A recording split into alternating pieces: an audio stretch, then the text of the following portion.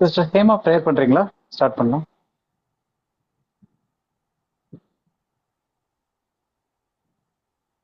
Okay, brother. Dear Heavenly Father, we thank God for this time that you've given us as a church family to come and assemble before that.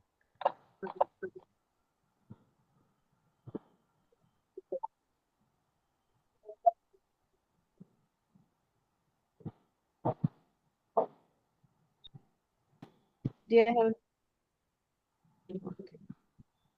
Dear Heavenly Father, we thank you, Lord, for this time that you've given us, Father God. As a family, we come, Father God, before thy throne of grace. Lord, Heavenly Father, give us your, I pray you would give us the quest to know more of your word, to listen to your word and hear your word and to know, to a quest to know your truth from the word of God, Lord. And Lord, I submit each one of us into thy blessed hands. Pray for Geeta's mother, especially even as she's been sick and she had a fall. I pray for your grace to abound on her. Help her, Father God, recover soon by your grace, Father God. And I pray for the family, for Geeta's family. We uphold them in our prayers. I pray that you will sustain them, give them peace and comfort at this time, Father God, and strength to go through this time, Lord. I thank you, Lord, and may this be a time of blessing and edification for all of us, Lord God. Guide us and lead us into all your truth, Heavenly Father. In Jesus' name we pray. Amen. Amen. Okay, as usual ஒரு சின்ன recap போயிட்டு நம்ம இதுக்கு போகலாம். Recap போகிறதுக்கு முன்னாடி ஒரு சின்ன கேள்வி. இந்த மறுரூப நிகழ்வு அப்படின்னு சொல்லி இந்த டிரான்ஸ்பிகரேஷன் ஈவெண்ட், இதை வந்து நம்ம இந்த ஒரு டாபிக் கீழே படிக்கிறதுக்கு ஒரு 2 காரணம் பார்த்தோம். ஞாபகம் இருக்கா என்ன காரணத்துக்காக இதை இந்த டாபிக் கீழே படிக்கிறோம் அப்படின்னு சொல்லிட்டு? யாராவது சொல்ல முடியுமா? என்ன டாபிக்காக, நம்ம என்ன ரீசனுக்காக இந்த டிரான்ஸ்பிகரேஷன் வந்து நம்ம இந்த கன்ஃபியூசிங் பேசேஜ்ல படிக்கிறோம் அப்படின்னு சொல்லிட்டு 2 பாயிண்ட் பார்த்தோம்.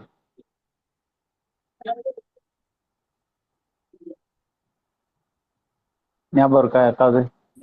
இயேசு கிறிஸ்து கொஞ்சம் லோட சொல்லுங்க, கேட்கல. ஆண்டவராகிய இயேசு கிறிஸ்து அவர் வந்து மரிக்கிறதுக்கு முன்னாடியே அவர் வந்திருந்தாருனாக்கா, அதாவது அப்போ உண்மையிலே அவர் அப்பியர் ஆயிருந்தாருனாக்கா அந்த டிரான்ஸ்பிகரேஷன் இதுல அப்போ வந்து அவருடைய நமக்கு அந்த ரட்சிப்பு முழுமையா இருந்திருக்காது. Okay. He is the firstborn from the dead, Ilya. He is the first one to rise from the dead. Rise from the dead. Okay. அவர் வந்து வந்திருக்க முடியாது. So he has to complete that. அது அந்த ஒரு பாயிண்ட் பார்ப்போம். Okay. அது சரியா phrase பண்ண தெரியல. ஓகே, யா. அந்த பாயிண்ட், யா, அதான் பாயிண்ட் ஆக்சுவலா. இன்னொரு பாயிண்ட்,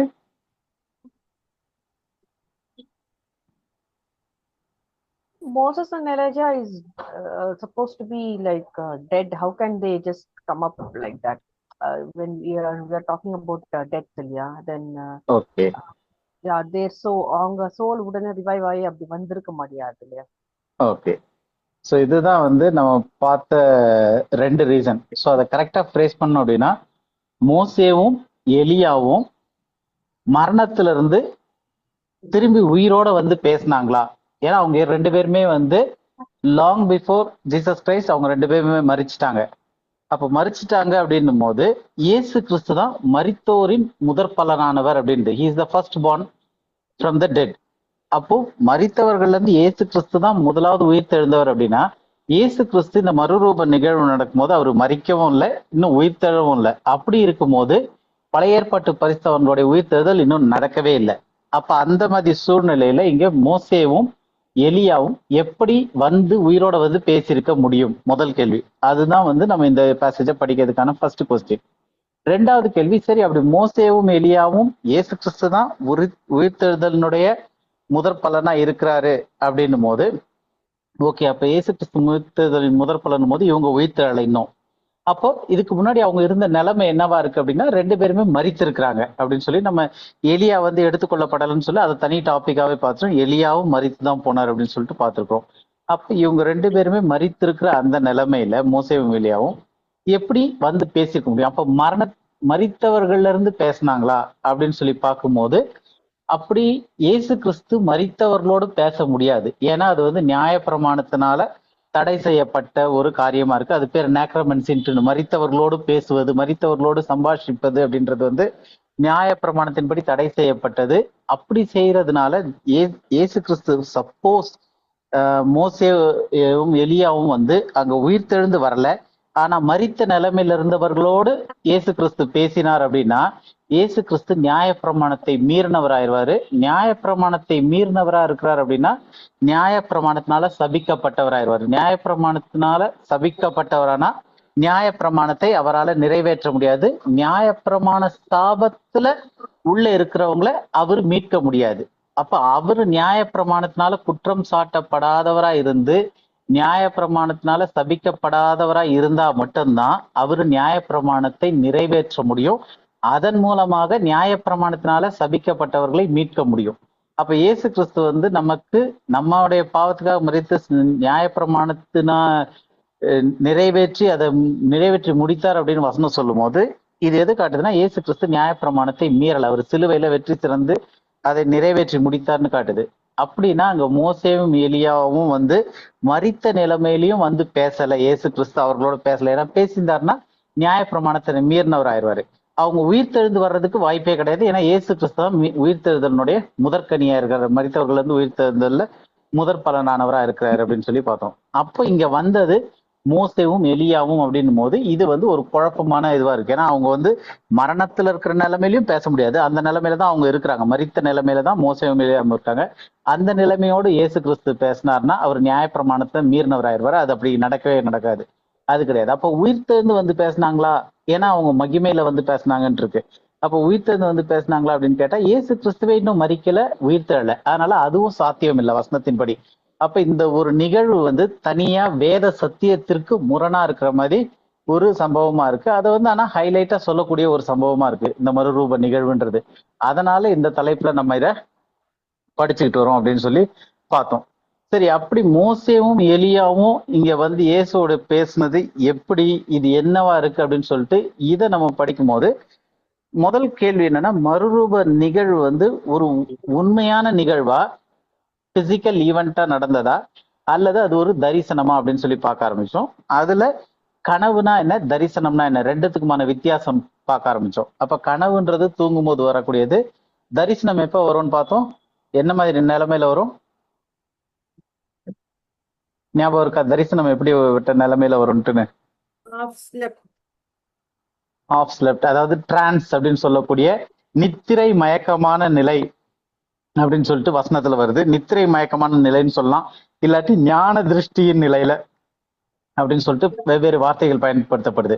அதாவது ஒரு டிரான்ஸ் நிலையில தூக்கமும் கிடையாது, நினைவும் கிடையாது, ஒரு மாதிரி மயக்க நிலையில இருக்கிற போது வரக்கூடியதுதான் தரிசனம் அப்படின்னு சொல்லிட்டு. அப்புறம் இந்த தரிசனத்தை பத்தி இன்னும் தெளிவா புரிஞ்சுக்கிட்டா இந்த காரியத்தை நம்ம தெளிவா புரிஞ்சுக்க முடியும் அப்படின்னு சொல்லிட்டு தரிசனம்னா என்ன அப்படின்றத பார்க்க ஆரம்பிச்சோம். அதுக்கு வந்து அப்போஸ்தலர் 10 இருந்து பேதுருக்கு வந்த அந்த தரிசனத்துல இருந்து எடுத்து நம்ம நிறைய காரியங்கள் படிச்சு அதுல என்ன தெரிஞ்சுக்கிட்டோம் அப்படின்னா, தரிசனங்கள் அப்படின்றது வந்து எதுவுமே பிசிக்கலா கிடையாது, உண்மையானவை கிடையாது. அங்க லிட்டரலா எதுவுமே பிசிக்கலா வர்றது கிடையாது தரிசனத்துல அப்படின்னு சொல்லி பார்த்தோம்.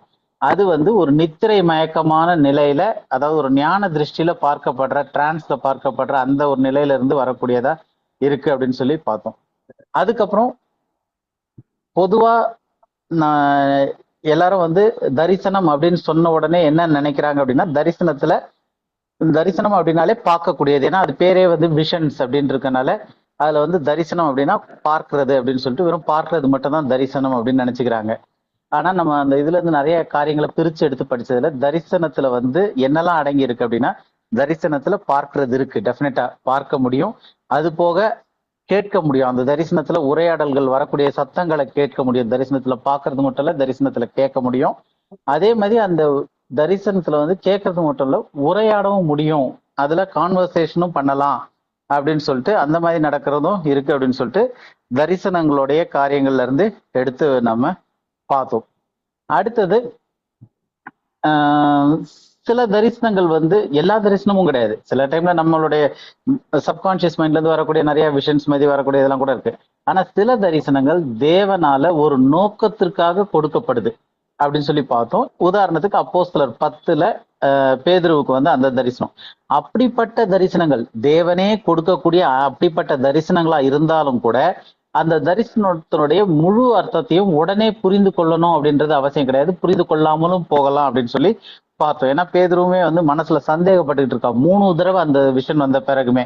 அப்ப தரிசனங்கள் அப்படின்னும் போது அதுல டெஃபினட்டா பாக்குறது இருக்கு, அது போக கேட்கறது இருக்கு, அது போக உரையாடவும் முடியும். இவ்வளவு நடந்த பிறகும் அதை சரியா புரிஞ்சு கொள்ளாமையும் இருக்க முடியும். தேவனால் அருளப்பட்ட சில தரிசனங்கள்ல கூட தேவன் கொடுத்தனால எல்லாமே உடனே புரிஞ்சிச்சுன்றது கிடையாது. அதுக்கப்புறம் அது நிகழும் போது அது தெளிவுபடுத்தப்படுது அப்படின்றதையும் பார்த்தோம்.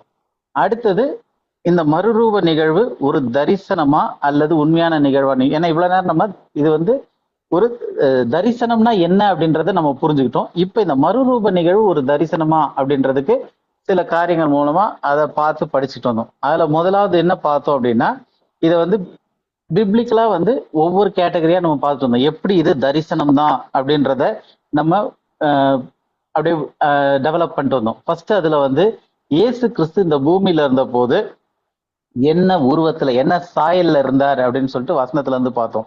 அதாவது இயேசு கிறிஸ்து இந்த பூமியில இருந்த போது அவர் எப்படி இருந்தாரு அப்படின்ட்டு எப்படி இருந்தார்? தேவ சாயல்லையும் மகிமையின் ரூபத்திலயும் இருந்தாரா இயேசு கிறிஸ்து இந்த பூமியில இருந்தப்ப? இல்ல, in the likeness of sinful flesh. In the likeness of sinful flesh.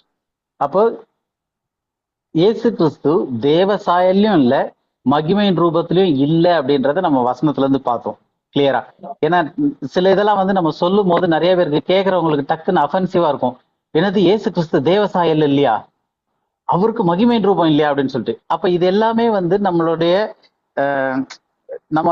Mind செட்டே தவிர வேத வாக்கியத்தின்படியான சத்தியம் கிடையாது. அப்ப வேத வாக்கியங்களின்படியான சத்தியம் என்னன்னா, நம்மளுடைய எமோஷன், நம்மளுடைய மைண்ட் செட்டு, நம்மளுடைய ப்ரீ கன்சீவ் தாட்ஸ் இருக்கும் இல்லையா, நம்ம ஏற்கனவே புகுத்தப்பட்ட காரியங்கள் அப்படி சிலது. ஏன்னா இப்ப இயேசு கிறிஸ்து படம் போட்டாலே மேல ஒளிவட்ட மாதிரி இந்த ஹேலோ எல்லாம் போட்டு போட்டோஸ் எல்லாம் வந்து அந்த மாதிரி எல்லாம் வச்சிருக்காங்க இயேசு கிறிஸ்துன்னு சொல்லிட்டு. ஸோ இந்த மாதிரி காரியங்கள்லாம் பாக்குறதுனால அவங்களுக்கு இயேசு கிறிஸ்து அப்படின்னு அவரு தேவகுமாரன்னு சொல்லியிருக்கு. அப்ப தேவ சாயல்ல தான் இருப்பாரு.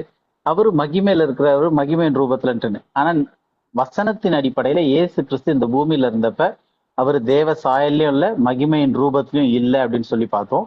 ரெண்டாவது வசனத்தின் மூலமா வேற என்ன பார்த்தோம் அப்படின்னு சொன்னா, அவர் இந்த பூமியில இருந்தப்ப எப்படி இருந்தார் அப்படின்னு பார்க்கும்போது அடிமையின் ரூபத்தில் மனுஷர் சாயலிலும் பாவ மாம்சத்தின் சாயல்ல தான் இருந்திருக்கிறாரு அப்படின்னு சொல்லி பார்த்தோம்.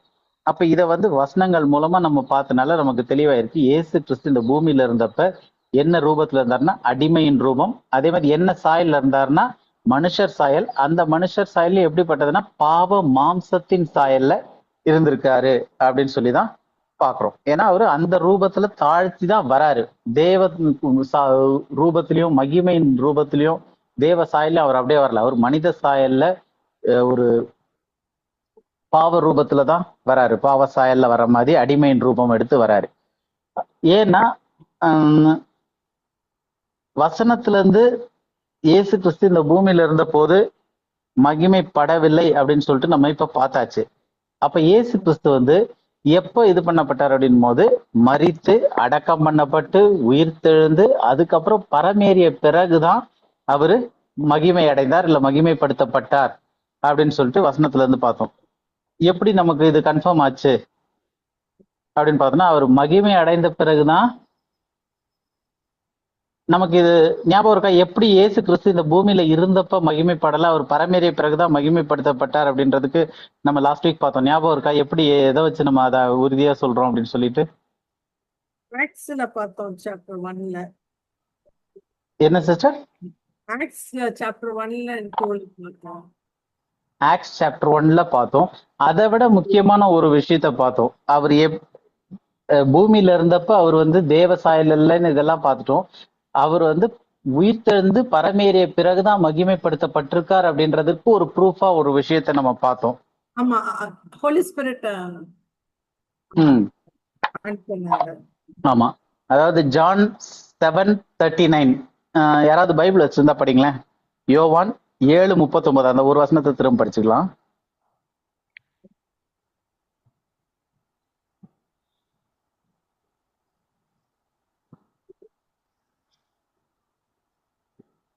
சார் அப்படிங்க. யோவான் 7:39. But this spake he of the Spirit, which they that believe should receive. For the Holy Ghost was not yet given, because that Jesus was not yet glorified. இப்ப இங்க வந்து holy ghost was not yet given அப்படின்னு இருக்கு. ஏன் அப்படின்னு சொல்லிட்டு because அப்படின்னு சொல்லிட்டு காரணம் சொல்லுது. That Jesus was not Ed glorified. அதாவது தமிழ்ல என்ன போட்டிருக்குன்னா, தம்மை விசுவாசிக்கிறவர்கள் அடைய போகிற ஆவியை குறித்து இப்படி சொன்னார். இயேசு இன்னும் மகிமைப்படாதிருந்தபடியினால் பரிசுத்த ஆவி இன்னும் அருளப்படவில்லை. அப்ப பரிசுத்த ஆவி இன்னும் அருளப்படாததுக்கு காரணம் என்னன்னு பைபிள் சொல்லுது. யோவான் 7:39. அவர் இன்னும் மகிமைப்படாதிருந்ததுனால. அப்ப ரீசனே வந்து பரிசுத்த ஆவி இன்னும் அருளப்படாததுக்கு காரணம் இயேசு கிறிஸ்து இன்னும் மகிமைப்படவில்லை அப்படின்னு சொல்லிட்டு இந்த சம்பவத்துல சொல்லப்படுது. அப்ப இயேசு கிறிஸ்து மகிமைப்பட்ட பிறகுதான் பரிசுத்த ஆவி அருள முடியும் இந்த வசனத்தின் அடிப்படையில். அதுக்கு முன்னாடி அருள முடியாது. ஏன்னா இயேசு கிறிஸ்து மகிமைப்படுத்தப்பட்ட பிறகுதான் அருள முடியும். அவர் இன்னும் மகிமைப்படுத்தப்படாதனால பரிசுத்த ஆவி இன்னும் அருளப்படவில்லை அப்படின்னு சொல்லி பார்த்தோம். அப்ப பரிசுத்த ஆவி எப்ப அருளப்பட்டுச்சுன்னா, இயேசு கிறிஸ்து உயிர்த்தெழுந்த உடனே அருளப்படல. அவர் சீஷர்களோட 40 நாள் சஞ்சரிச்சுக்கிட்டு இருந்தப்ப, உயிர்த்தெழுந்த சரீரத்தோடு இருந்தப்ப 40 நாள்ல இந்த காரியம் பரிசுத்த ஆவி அருளப்படவில்லை. அப்போஸ்தலர் 1வது அதிகாரத்துல அவர் பரமேறி போகும்போது பிதாவினால் வாக்குத்தத்தம் பண்ணப்பட்ட அந்த பரிசுத்த ஆவிக்காக காத்திருங்கள் அப்படின்னு சொல்லிட்டு பரமேறி போறாரு. அப்ப பரமேறி போனதுக்கு அப்புறம் 10 நாள் கழிச்சு அவங்க காத்திருக்கும் போது அப்போஸ்தலர் 2வது அதிகாரத்துல பரிசுத்த ஆவி அவர்களுக்கு அருளப்படுது. அப்படின்னா என்ன அர்த்தம் வருதுன்னா, அப்போஸ்தலர் 1 அதிகாரத்துல அவர் பரமேறி போனதுக்கு அப்புறம் அப்போஸ்தலர் 2வது அதிகாரத்துல பரிசுத்த ஆவி அருளப்படுவதற்கும் இடைப்பட்ட நேரத்துல அவரு மகிமைப்படுத்தப்பட்டிருக்கார் பிதாவினால. அந்த பழைய அவருடைய மகிமைக்கு சென்றிருக்காரு. அப்ப அந்த பிதாவினால் மகிமைப்படுத்தப்பட்ட பிறகு பரிசுத்த ஆவி 2வது அதிகாரத்துல அருளப்படுது. அப்ப 1 அதிகாரம் வரைக்கும் அருளப்படாததுக்கு காரணம் என்ன அப்படின்னா, இயேசு கிறிஸ்து இன்னும் மகிமைப்படுத்தப்படவில்லை. அப்போ கடைசியா இயேசு கிறிஸ்துனுடைய நிகழ்வு என்னவா பதிவு பண்ணப்பட்டிருக்குன்னா, அவரு பரமேறி போறது. அப்போ இயேசு கிறிஸ்து இந்த பூமியில உயிரோட இருந்தப்ப அவரு மகிமையில இல்ல, மகிமைப்படுத்தப்படவில்லை. அதனால பரிசுத்த ஆவி இன்னும் அருளப்படாது இருந்தது. அவர் மரித்த பிறகு இல்ல, உயிர்த்தெழுந்த பிறகும் இல்ல, அவரு பரமேறி போனதுக்கு அப்புறம் தான் பரிசுத்த ஆவி அருளப்படுது அப்போஸ்தலர் 2வது அதிகாரத்துல. அப்ப இதுவே பெரிய ப்ரூஃபா இருக்கு வசனத்தின் அடிப்படையில. இயேசு கிறிஸ்து பரமேறி போனதுக்கு அப்புறம் தான் மகிமைப்படுத்தப்பட்டார் அப்படின்னு சொல்லிட்டு. புரியுது இல்லையா? இதான் நம்ம லாஸ்ட் வீக்ல பார்த்தோம். அப்படி அவர் பரமேறி போன பிறகுதான் மகிமைப்படுத்தப்பட்டார் அப்படின்றது நமக்கு இதுல இருந்து கன்ஃபார்மா. எதுக்காக இதை கன்ஃபார்ம் பண்ணி பாக்குறோம் அப்படின்னா, இதுல இருந்து என்ன தெரியுதுன்னா, இயேசு கிறிஸ்து இந்த பூமியில வாழ்ந்தப்பயும் சரி, மரித்த பிறகும் சரி, உயிர்த்தெழுந்த பிறகும் சரி, அவரு மகிமைப்படுத்தப்படவில்லை. எப்ப மகிமைப்படுத்தப்பட்டார்னா, அவரு பரமேறி போனதுக்கு அப்புறம் தான் மகிமைப்படுத்தப்பட்டார். அதுக்கப்புறம் பரிசுத்த ஆவி அருளப்பட்டுச்சு. அப்ப பரமேறி போறதுக்கு அப்புறம் தான் மகிமைப்படுத்தப்பட்டார்னா, அதுக்கு முன்னாடி இயேசு கிறிஸ்து மகிமைப்படுத்தப்பட்டாரா? மகிமையில இருந்தாரா? சொல்லுங்க. இல்ல, இப்ப இயேசு கிறிஸ்து வந்து மகிமைப்படுத்தப்பட்ட பிறகுதான் பரிசுத்த ஆவி அருளப்பட முடியும்னு சொல்லிட்டு, இயேசு கிறிஸ்து வந்து இந்த பூமியில இருந்தப்ப, அவர் மரித்தப்ப, அவர் உயிர்த்தெழுந்தப்ப, இப்பெல்லாம் வந்து அவர் வந்து பரிசுத்த ஆவி அருளப்படலை. அப்போ பரிசுத்த ஆவி எப்ப அருளப்பட்டுச்சுன்னா, அவர் பரமேறி போனதுக்கு அப்புறம் தான் அருளப்பட்டுச்சு. அப்படின்னா இது எதை நிரூபிக்குதுன்னா, இயேசு கிறிஸ்து பரமேறி போனதுக்கு அப்புறம் தான் அவர் மகிமைப்படுத்தப்பட்டார் அப்படின்றது இதுல இருந்து ப்ரூவ் ஆகுது இல்லையா? கன்ஃபார்ம் ஆயிடுது. அப்ப இயேசு கிறிஸ்து பரமேறி போனதுக்கு அப்புறம் தான் மகிமைப்படுத்தப்பட்டார் அப்படின்னா, பரமேறி போறதுக்கு முன்னாடி அவர் மகிமைப்படுத்தப்பட்டு மகிமையில இருந்தாரா இயேசு கிறிஸ்து? இல்ல. பரமேறி போறதுக்கு முன்னாடி அவரு மகிமையில இல்ல, மகிமைப்படுத்தப்படல, மகிமையில இல்ல. ஏன் அப்படின்னா, மகிமைப்படுத்தப்பட்டு இல்ல மகிமையில இருந்திருந்தாருன்னா அப்பயே பரிசுத்த ஆவியை அருளப்பட்டிருக்கலாம், அப்பயே பரிசுத்த ஆவி அருளப்பட்டிருக்கும். ஆனா அப்ப ஏன் அருளப்படலைன்னா, அவர் இன்னும் மகிமைப்படாதிருந்தபடியினாலே பரிசுத்த ஆவி அருளப்படவில்லை. எப்ப பரிசுத்த ஆவி அருளப்பட்டுச்சு? அப்போஸ்தலர் 2ல. அதுக்கு முன்னாடி இயேசு கிறிஸ்துவனுடைய நிகழ்வு என்னவா இருந்துச்சு? அப்போஸ்தலர் 1ல பரமேறி போகுது. அப்ப பரமேறி பிதாவினிடத்தில் போய் வலது பாசல வீற்றிருந்த பிறகு அவரு மகிமைப்படுத்தப்பட்டு அங்க வீற்றிருக்கிறாரு. அதற்கப்புறம் பரிசுத்தாவே அருளப்படுது. அப்போ இயேசு கிறிஸ்துவனுடைய மகிமைப்படுத்தப்பட்ட காரியமானது அவரு பரமேறி போனதுக்கு அப்புறம் தான் நிகழுதே தவிர பரமேறி போறதுக்கு முன்னாடி அவரு மகிமைப்படுத்தப்படல. அப்ப அவர் பரமேறி போறதுக்கு முன்னாடி எப்படி இருந்திருக்காருன்னா, மனித சாயல்லையும் பாவ மாம்சத்தின் சாயல்லையும் அடிமையின் ரூபத்திலையும் தான் இருந்திருக்காரு. பிரதர் புரியுது நான் இல்லையா இங்க உங்களுக்கு? எனக்கு சின்ன டவுட். இப்போ சொல்லுங்க சிஸ்டர். அவங்க உயிர் தெழுந்த பிறகு ம் உயிர் தெழுந்த பிறகு அப்புறம் அந்த கல்லறையில இவங்க போகும்போது கூட என்ன தொடாத அப்படின்னு சொல்றாங்கல்ல, ஆமா. நான் எங்கேயும் போல அப்படின்னு நம்ம ம் அப்புறம் இன்னொரு தடவை டிசைபிள்ஸ் எல்லாம் ரூம்ல இருக்கும்போது அவர் பூட்டுன ரூம்குள்ள உள்ள போறாங்கல்ல, அதெல்லாம் ஆமா எப்படி? அதெல்லாம் ஆமா. அது வந்து உயிர்த்தெழுந்த சரீரம் வேற, மறுரூபமாக்கப்பட்ட சரீரம் வேற. ஓகே.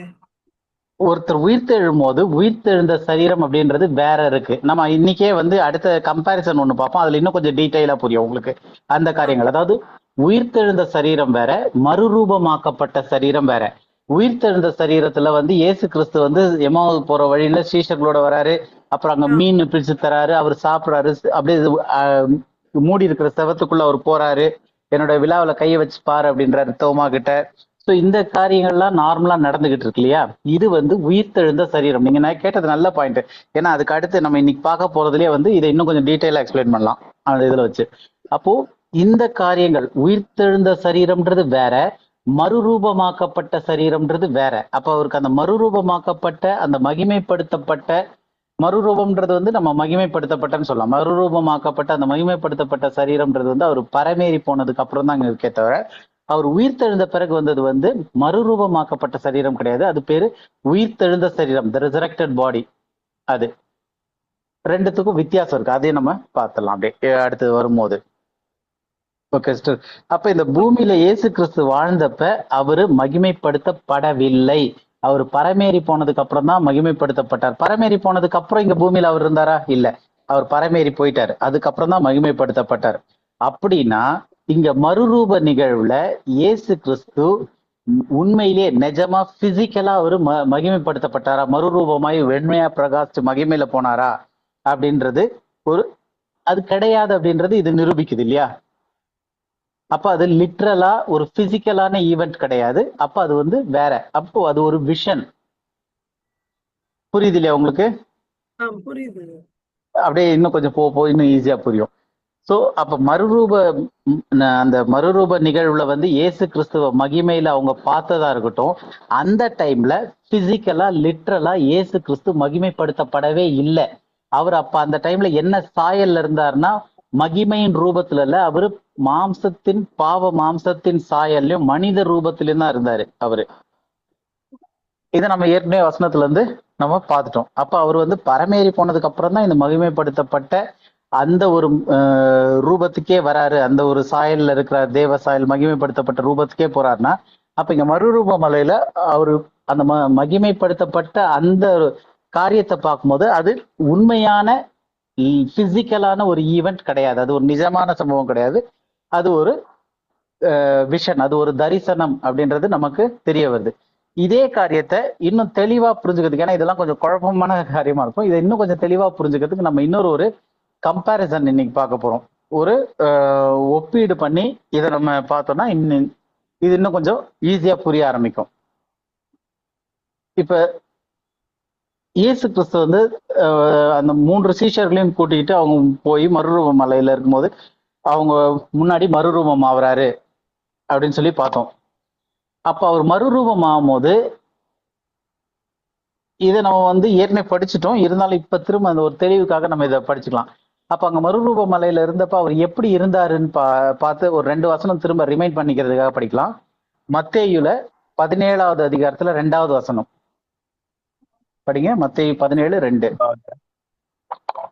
அவர்களுக்கு முன்பாக மறுரூபமானார்.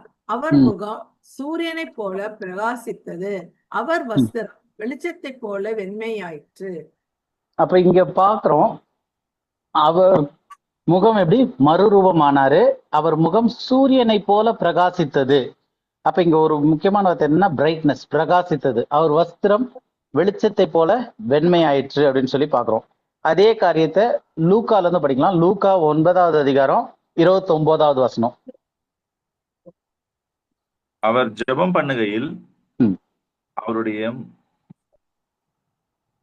முகரூபம் மாறிற்று, அவருடைய வஸ்திரம் வெண்மையாய் பிரகாசித்தது. இங்கேயும் பிரகாசித்ததுன்னு இருக்கு. அப்ப இந்த ரெண்டு காரியத்துல என்ன வருது அப்படின்னு சொல்லி பார்த்தோம்னா, ஃபர்ஸ்ட் அவருடைய முகம் பார்த்தோம் அப்படின்னா, ரெண்டு இதுலயுமே வந்து அவருடைய முகத்தை பத்தி பேசுது வசனத்துல. அவருடைய முகம் வந்து ரூபம் வந்து முகரூபம் மாறிற்று. எப்படி மாறி இருக்குன்னா, சூரியனை போல பிரகாசித்தது. அவருடைய முகம் மாறிற்றுன்னு இருக்கு. அங்க வந்து அவருடைய முகம் சூரியனை போல பிரகாசித்ததுன்னு. அப்ப ஒரு பிரைட்னஸ், சூரியனை போல பிரகாசித்திருக்கு அவர் முகம். சரி, அடுத்தது வஸ்திரம். எப்படிப்பட்ட வஸ்திரமா இருந்துச்சு அப்படின்னு சொல்லி பார்த்தோம்னா, வெளிச்சத்தை போல வெண்மையாயிற்று அப்படின்னு இருக்கு. இங்க வந்து வெண்மையாய் பிரகாசித்தது, அவருடைய வஸ்திரம் வெண்மையாய் பிரகாசித்தது. அப்போ சூரியனை போல வெண்மை, வெளிச்சத்தின் பிரகாசம், இதெல்லாம் பார்க்கும்போது என்ன தெரியுது? அங்க வந்து ஒரு டோட்டல் பிரைட்னஸ் புரியுது இல்லையா? இதுல வந்திருக்க விஷயங்கள் எல்லாமே வந்து சூரியனை போல ஒரு கம்பாரிசனோட சொல்றாங்க எந்த அளவுக்கு பிரைட்னஸ். சூரியனை போல பிரகாசித்தது, பிரைட்டா இருந்துச்சு. அவருடைய வஸ்திரம் வந்து வெளிச்சத்தை போல, அவருடைய பிரைட்டா இருக்கு, வெளிச்சத்தை போல வெண்மையாயிற்று. அடுத்தது அவருடைய முகரூபம் மாறிற்று. எப்படி மாறிடுச்சுன்னா, மேல வசனத்துல பார்த்தோம் சூரியனை போல பிரகாசித்ததுன்னு. அவருடைய முகம் மட்டும் பிரகாசிக்கல. அந்த மத்தையில வந்து முகம் பிரகாசித்ததற்கு இங்க வஸ்திரம் பிரகாசித்தது. ஆக மொத்தத்துல டோட்டலா வந்து அந்த சீஷர்கள் 3 பேரும் பார்க்கும்போது இயேசு கிறிஸ்து எப்படிப்பட்ட ரூபத்துல இருக்கிறார் அப்படின்னா, ஒரு சூரியனை போல பிரைட்டான வெண்மையான ஒரு பிரகாசத்துல, டோட்டல் பிரைட்னஸ்ல இருக்கிறாரு. இது புரியுது இல்லையா? அப்ப இதனாலதான் வந்து இதை நம்ம மறுரூப நிகழ்வு அப்படின்றோம். அப்ப இந்த டோட்டல் பிரைட்னஸ், இந்த ரூபம் இது எதை குறிக்குது அப்படின்னா, இயேசு கிறிஸ்துனுடைய மகிமையின் ரூபத்தை குறிக்குது.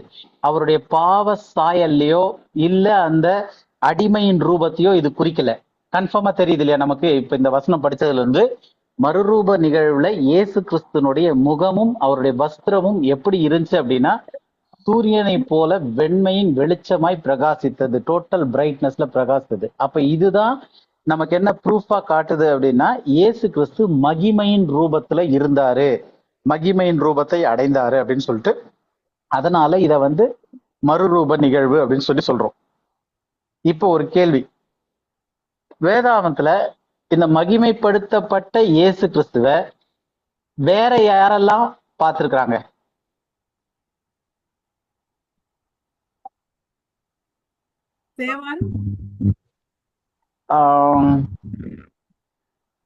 ஸ்தேவான், ஓகே, ஸ்டீஃபன். ஆனா ஸ்டீஃபன் வந்து மகிமைப்படுத்தப்பட்ட இயேசுவை பார்த்தாரு, ஓகே ரைட்டு. வேற அவர் ஒருத்தர் இருக்காரு, பால். ஓகே. ஸ்தேவான் வந்து மகிமைப்படுத்தப்பட்ட இயேசு கிறிஸ்துவ வந்து அந்த மரிக்கும் தருவாயில பார்த்து அவர் உடனே மரிச்சு போயிட்டாரு ஸ்தேவான். நமக்கு வந்து இப்ப இந்த சம்பவத்தை புரிஞ்சுக்கிறதுக்கு நம்ம பவுல் எடுத்து கம்பேர் பண்ணுவோம். அப்போ பவுல் வந்து தமஸ்கு போற வழியில அப்போஸ்தலனாகிய பவுலுக்கு வந்து இயேசு கிறிஸ்து வந்து இந்த மகிமைப்படுத்தப்பட்ட இந்த ரூபத்தை பாக்குறாரு பவுல். அதுக்கு முன்னாடி வந்து அவர் இயேசு கிறிஸ்துவ நேர்ல பார்க்கல பவுல்.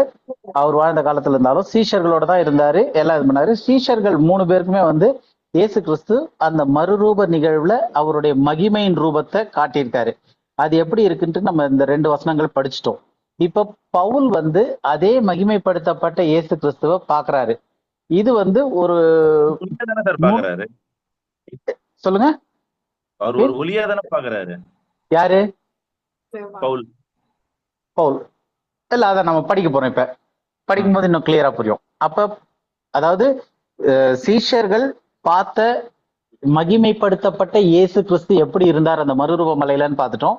அதுல அவருடைய முகமும் சூரியனை போல பிரகாசித்தது, அவருடைய வஸ்திரம் வெளிச்சத்தை போல பிரகாசித்தது அப்படின்னு சொல்லிட்டு அந்த டோட்டல் பிரைட்னஸை பத்தி அவங்க பேசுறாங்க சீஷர்கள். அந்த சம்பவத்துல இயேசு கிறிஸ்து எப்படி இருந்தார் அந்த மகிமையில அப்படின்னு சொல்லிட்டு. இப்ப அதே மாதிரி வேதாகமத்துல பவுலும் மகிமைப்படுத்தப்பட்ட இயேசு கிறிஸ்துவ பாக்குறாரு. சோ அந்த ஒரு 2 வசனங்களை நம்ம படிக்கலாம். அவரு எக்ஸ்பிளைன் பண்ணியிருக்கிறத. அப்போஸ்தலர் 22வது அதிகாரத்துல 6வது வசனம் படிங்க. அப்போஸ்தலர் 22:6. அப்படி நான் பிரயாணப்பட்டு தமஸ்குவுக்கு சமீபமான போது மத்தியான வேளையிலே சடிதியாய் வானத்திலிருந்து பேரொளி உண்டாகி என்னை சுற்றி பிரகாசித்தது. இப்ப இங்க எப்படி போட்டிருக்கு?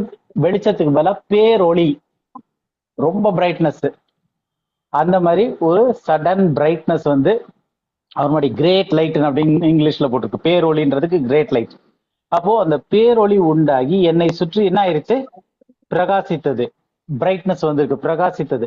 அப்ப அங்கேயும் நம்ம என்ன பார்த்தோம்? அவருடைய முகமும் வஸ்திரமும் பிரகாசிக்க ஆரம்பிச்சது. எப்படிப்பட்ட பிரகாசம்னா சூரியனை போல ஒரு ஒளி, அவ்வளவு பிரைட்னஸ். இங்கேயும் வந்து பவுல் எப்படி சொல்றாருன்னா அதை எக்ஸ்பிளைன் பண்ணும்போது பேரொளி உண்டாகி என்னை சுற்றி பிரகாசித்தது பிரைட்னஸ்ல.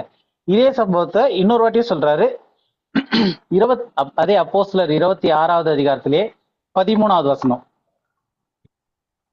மத்தியான வேளையில் ராஜாவே, நான் வழியிலே சூரியனுடைய பிரகாசத்திலும் அதிகமான ஒளி வானத்திலிருந்து என்னையும் என்னுடனே கூட பிரயாணம் பண்ணினவர்களையும் சுற்றி பிரகாசிக்க கண்டேன். ஓகே, இங்கேயும் அதே கண்டென்ட்டை திரும்பவும் சொல்றாரு. அது என்ன டைம்னு சொல்றாரு இங்க? மத்தியான வேளையில. அப்ப மத்தியான வேளையில தான் இருக்கிறதுலே சூரியனுடைய பிரைட்டஸ்ட் ஸ்பாட். மத்தியானத்துல சூரியனை பார்த்தோன்னா ஒரு நிமிஷம் நமக்கு இதாயிரும். அந்த மாதிரி அவ்வளோ பிரைட்டான டைம் மத்தியான வேளையிலே ராஜாவே அப்படின்னு சொல்லிட்டு சூரியனுடைய அந்த மத்தியான வேளையில இருக்க சூரியனை விட பிரகாசத்தில், சூரியனுடைய பிரகாசத்திலும் அதிகமான ஒரு ஒளி, அதை விட பிரைட்னஸா அப்படின்னு சொல்லி சுற்றி பிரகாசிக்க கண்டேன் அப்படின்றாரு. அப்ப 2 வசனத்திலையும் அவர் சொல்றது வந்து ஒரு பேரொளி. அந்த பேரொளி எப்படி இருந்துச்சுன்னா சூரியனை விட பிரகாசத்தை விட அதிகமான ஒரு ஒளி. அது வந்து பிரைட்னஸா பிரகாசித்தது, சுத்தி பிரகாசித்தது அப்படின்னு சொல்லிட்டு. அப்போ இந்த 2 வசனமும் ஏற்கனவே நடந்த ஒரு சம்பவத்தை தான் பவுல் சொல்றாரு. அப்ப அந்த சம்பவத்துக்கு நம்ம இப்ப போய் படிப்போம். அப்போஸ்தலர்ல 9வது அதிகாரத்துல 3வது வசனம் படிங்க. அவன் பிரயாணமாய் போய் தமஸ்குக்கு சமீபித்த போது சடுதியிலே வானத்திலிருந்து ஒரு ஒளி அவனை சுற்றி பிரகாசித்தது. அப்போ போதும் 3வது வசனம் மட்டும் முதல். அப்போ அவனை சுற்றி பிரகாசித்தது அப்படின்னும் போது வானத்திலிருந்து ஒரு ஒளி அவனை சுற்றி பிரகாசித்தது. அப்ப இங்க பவுல் வந்து வானத்திலிருந்து என்ன வந்துச்சு அப்படின்னு சொல்றாரு, என்ன பார்த்தாருன்னு சொல்றாரு அப்படின்னா சூரியனுடைய பிரகாசத்திலும் அதிகமான ஒரு ஒளி பிரகாசித்தது. ஓகேவா? இப்ப இந்த சூரியனை விட அதிகமான ஒளி பிரகாசித்ததுன்னு அவர் யார சொல்றாரு, எதை சொல்றாரு பவுல்?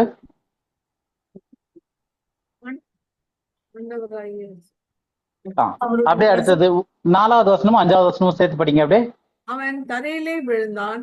அப்பொழுது சவுலே சவுலே, நீ என்னை ஏன் துன்பப்படுத்துகிறாய் என்று தன்னுடனே சொல்லுகிற ஒரு சத்தத்தை கேட்டான். அதற்கு ஆண்டவரே, நீர் யார் என்றான். அதற்கு கர்த்தர், நீ துன்பப்படுத்துகிற இயேசு நானே, முன்னில் உதைக்கிறது உனக்கு கடினமாம் என்றார். ஓகே, இப்ப இந்த வானத்துல இருந்து வந்த ஒளி, அந்த பிரகாசம் நம்ம 3 வசனத்துல இருந்து பார்த்துருவோம். ஃபர்ஸ்ட் இப்ப இந்த 9வது அதிகாரத்துல நிகழ்ந்த சம்பவத்தை அவர் 22ல எக்ஸ்பிளைன் பண்றாரு, 26ல எக்ஸ்பிளைன் பண்றாரு. எல்லா இடத்துலயும் ஒரு விஷயம் மாறாம வருது. வானத்துல இருந்து ஒரு மிகப்பெரிய ஒளி, சூரியனை காட்டிலும் பிரகாசமான ஒரு ஒளி இவரை சுற்றி பிரகாசித்தது. அந்த ஒரு பிரைட்னஸ், அந்த ஒரு ஒளி. அப்ப அந்த ஒளி யாரு அப்படின்னு சொல்லிட்டு அடுத்தது இயேசு கிறிஸ்துவே அதை கன்ஃபார்ம் பண்றாரு. இது தெரியாதனால யாருன்னு கேட்டுறாரு. அதற்கு அவர், நீர் யார் என்றான். அதற்கு கர்த்தர், நீ துன்பப்படுத்துகிற இயேசு நானே அப்படின்றாரு. அப்ப கன்ஃபார்மா நமக்கு இந்த வானத்துல பார்த்த அந்த பிரகாசம், அந்த ஒளி, இவரை சுற்றி பிரகாசித்த அந்த ஒளி யாருன்னு தெரியுது? இயேசு கிறிஸ்து. அப்ப இங்க பவுல் வந்து இயேசு கிறிஸ்துவ அவருடைய மகிமையின் பிரகாசத்துல பாக்குறாரு. தெரியுது இல்லையா? சோ இதே காரியத்தை தான் அந்த 3 சீஷர்கள் மறுரூப மலையில போனாங்க இல்லையா, அவங்களுடைய ஸ்டேட்மெண்ட்டுக்கும் பவுலுடைய ஸ்டேட்மெண்ட்டுக்கும் ஏதாவது வித்தியாசம் இருக்கா?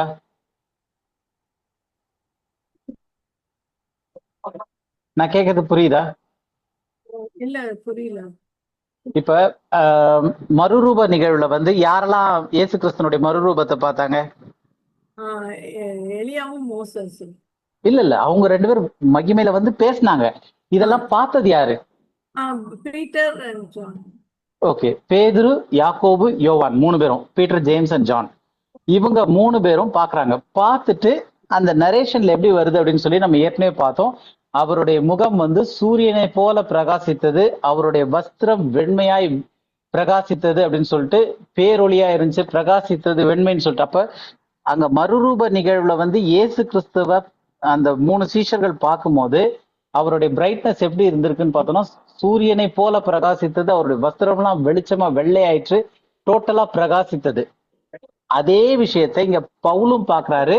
சூரியனை விட பிரகாசமான ஒரு ஒளி இருந்துச்சு, என்னை சுற்றி பிரகாசித்தது, ஒரே பிரைட்னஸ் தான் இருந்துச்சு அப்படின்னு சொல்லிட்டு 2 சம்பவத்திலையும் இயேசு கிறிஸ்துவ அங்க மறுரூப மலையில பேதுரு, யோவான், யாக்கோபு இவங்க 3 பேரும் பார்க்கும்போது இயேசு கிறிஸ்துவ ஒரு பேரொளியா ஒரு பிரைட்னஸா தான் பாக்குறாங்க, ஒரு பிரைட் லைட் ஷைன் ஆகுற மாதிரி. இங்க பவுல் பாக்குறதும் இயேசு கிறிஸ்துவ ஒரு பேரொளியா ஒரு பிரைட்னஸா ஷைன் ஆகுறத பாக்குறாரு. இப்ப ரெண்டுத்துக்கும் இருக்கிற ஒற்றுமை புரியுதா உங்களுக்கு? புரியுது.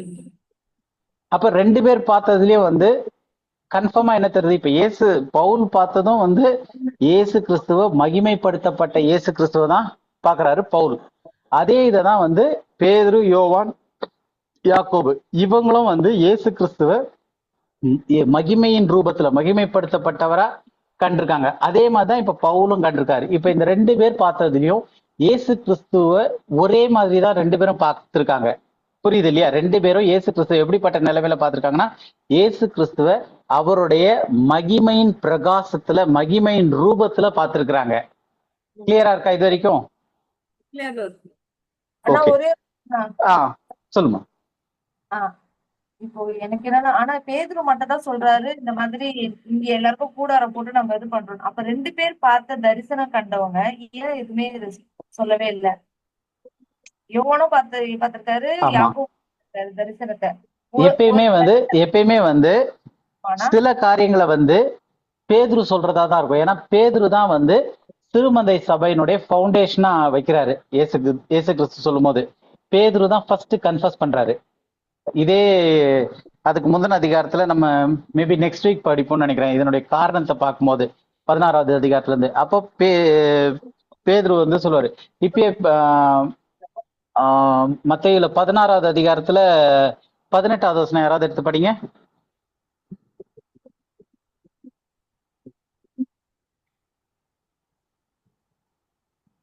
மத்தேயுல 16ல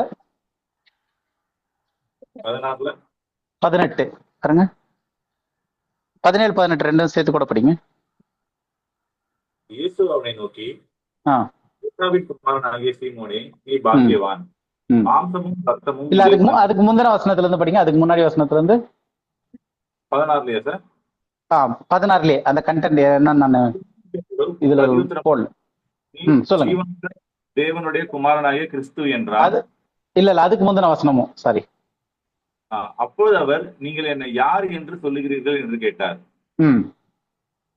சீமோன் பேதுரு பிரதித்திரமாக, நீ ஜீவனுள்ள தேவனுடைய குமாரனாகிய கிறிஸ்து என்றான். இயேசு அவனை நோக்கி, யோனாவின் குமாரனாகிய சீமோனே, நீ பாக்கியவான். மாம்சமும் ரத்தமும் இதை உனக்கு வெளிப்படுத்தவில்லை, பரலோகத்தில் இருக்கிற என் பிதா இதை உனக்கு வெளிப்படுத்தினார். மேலும் நான் உனக்கு சொல்லுகிறேன், நீ பேதுருவாய் இருக்கிறாய், இந்த கல்லின் மேல் என் சபையை கட்டுவேன், பாதாளத்தின் வாசல்கள் அதை மேற்கொள்வதில்லை. போதும். இப்போ இயேசு கிறிஸ்து யார் என்பதை வந்து சிறுமந்தை சபைக்கான அந்த ஃபவுண்டேஷன் ஃபெய்த் அப்படின்னு சொல்லக்கூடிய அந்த காரியத்தை வந்து நீ என்ன யாருன்னு சொல்ற அப்படின்னு சொல்லிட்டு கேட்டவுடனே, நீ ஜீவனுள்ள தேவனுடைய குமாரனாகி கிறிஸ்து அப்படின்றாரு. அப்ப தேவகுமாரன் அப்படின்றதையும் அவர்தான் கிறிஸ்துதான் மேசியா, அவர்தான் மேசியா, அவர்தான் தேவனுடைய குமாரன் அப்படின்றத பேதுரு வந்து கன்ஃபார்ம் பண்றாரு. அப்ப இயேசு கிறிஸ்து வந்து மாம்சம் ரத்தமும் இது உனக்கு வெளிப்படுத்தல, இது உன்னுடைய அறிவுல வரல, என்னுடைய பிதா தான் இதை உனக்கு வெளிப்படுத்திருக்கான்னு சொல்லிட்டு இந்த ஃபெய்த் சொல்றாரு இல்லையா, இந்த கன்ஃபெஷன், இது மேல என் சபையை கட்டுவேன். நீ பேதுருவா இருக்க, இந்த கன்ஃபெஷன் சொல்லியிருக்க, இதன் மீது என் சபையை கட்டுவேன், பாதாளத்தின் வாசல் அதை மேற்கொள்வதில்லைன்றாரு. அப்போ இந்த லிட்டில் ஃபிளாக் அப்படின்னு சொல்லக்கூடிய அந்த சிறுமந்தை சபை இருக்கு இல்லையா, அந்த சபைக்கான அந்த ஃபெய்த் கன்ஃபெஷனை சொன்னதே பேதுரு. ஃபர்ஸ்ட் வாட்டி அவருக்கு ரிவீல் ஆனது பேதுரு கிட்ட தான். அவர் பேதுரு மேலதான் வந்து அந்த கன்ஃபெஷன், அவர் ஸ்டேட்மெண்ட், இதை நடந்து கான்வர்சேஷன் நடந்து அந்த ஸ்டேட்மெண்ட் மேலதான் அவரு, அதாவது லிட்டில் ஃபிளாக்குடைய ஃபவுண்டேஷனே என்ன அப்படின்னு கேட்டா, இயேசு கிறிஸ்து தான் ஜீவனுள்ள தேவனுடைய குமாரனாகிய கிறிஸ்து, அப்படின்னா மேசியா அப்படின்றது. சோ இந்த ஒரு மேசியான்றது வந்து anointed one to be the king. அப்ப இந்த ஒரு ஸ்டேட்மெண்ட்டுக்கு அடியில தான் வந்து இது மேலதான் வந்து சபை கட்டப்படுது. அதனுடைய ஹெட் வந்து யாரா வருது அப்படின்னா பீட்டர் தான். அதனாலதான் எங்க போனாலும் பேதுருவை எம்பசைஸ் பண்ணி, இப்ப அப்போஸ்தலர் 10வது அதிகாரத்துல பேதுருவை ஏன் கொர்நேலிய வீட்டுக்கு கொண்டு போனார் அப்படின்னா, அப்போஸ்தலர் 15வது அதிகாரத்துல வரக்கூடிய சூழ்நிலையில பேதுரு வந்து எழுந்து பேசணும். அவர்தான் வந்து ஒரு லீடர்ஷிப்ல இருக்கிறாரு. அதனால எல்லாமே முடிஞ்ச வரைக்கும் அந்த எல்லா சீஷர்களும் வர இடத்துல பேதுருனுடைய பேர் தான் ஃபர்ஸ்ட் வர்ற மாதிரி இருக்கும். ஏன்னா அவர் தான் வந்து ஹெட் ஆஃப் த அந்த லிட்டில் ஃபிளாக் சர்ச்சோடைய ஃபவுண்டேஷனுக்கான ஒரு ஸ்டேட்மெண்ட்டை சொன்னது. அது அவர் தன்னுடைய மாம்சத்தையும் ரத்தத்திலையும் சொல்லல, பிதாவாகிய தேவன் அவருக்கு வெளிப்படுத்தி இந்த ஸ்டேட்மெண்ட் சொன்னாரு. இயேசு கிறிஸ்துவே கன்ஃபார்ம் பண்ணி சொல்றாரு. புரியுது இல்லையா? சோ அதனாலதான் வந்து மேக்சிமம் எங்கனாலும் பீட்டருடைய ஸ்டேட்மெண்ட் தான் முன்னாடி வர்ற மாதிரி வருது அந்த காரியங்கள் எல்லாத்துலயுமே. அவர் தான் வந்து மெயினான இதுல இருக்கிறனால. ஓகேவா? ஓகே. சோ இப்ப இங்க வந்து நம்ம என்ன பார்த்துட்டு இருந்தோம் அப்படின்னா, பேதுரு, யோவான், யாக்கோபு இவங்க 3 பேரும் வந்து மறுரூப மலையில மகிமைப்படுத்தப்பட்ட இயேசு கிறிஸ்துவை பாக்குறாங்க. எப்படி நம்ம கன்ஃபார்மா தெரிஞ்சுன்னா, அவங்க சொன்னது வந்து முகம் வந்து சூரியனை போல பிரகாசித்தது, அவருடைய வஸ்திரம் பிரகாசித்தது, வெளிச்சம் ஆயிருச்சு அப்படின்னு சொல்லிட்டு அந்த ஸ்டேட்மெண்ட் வருது.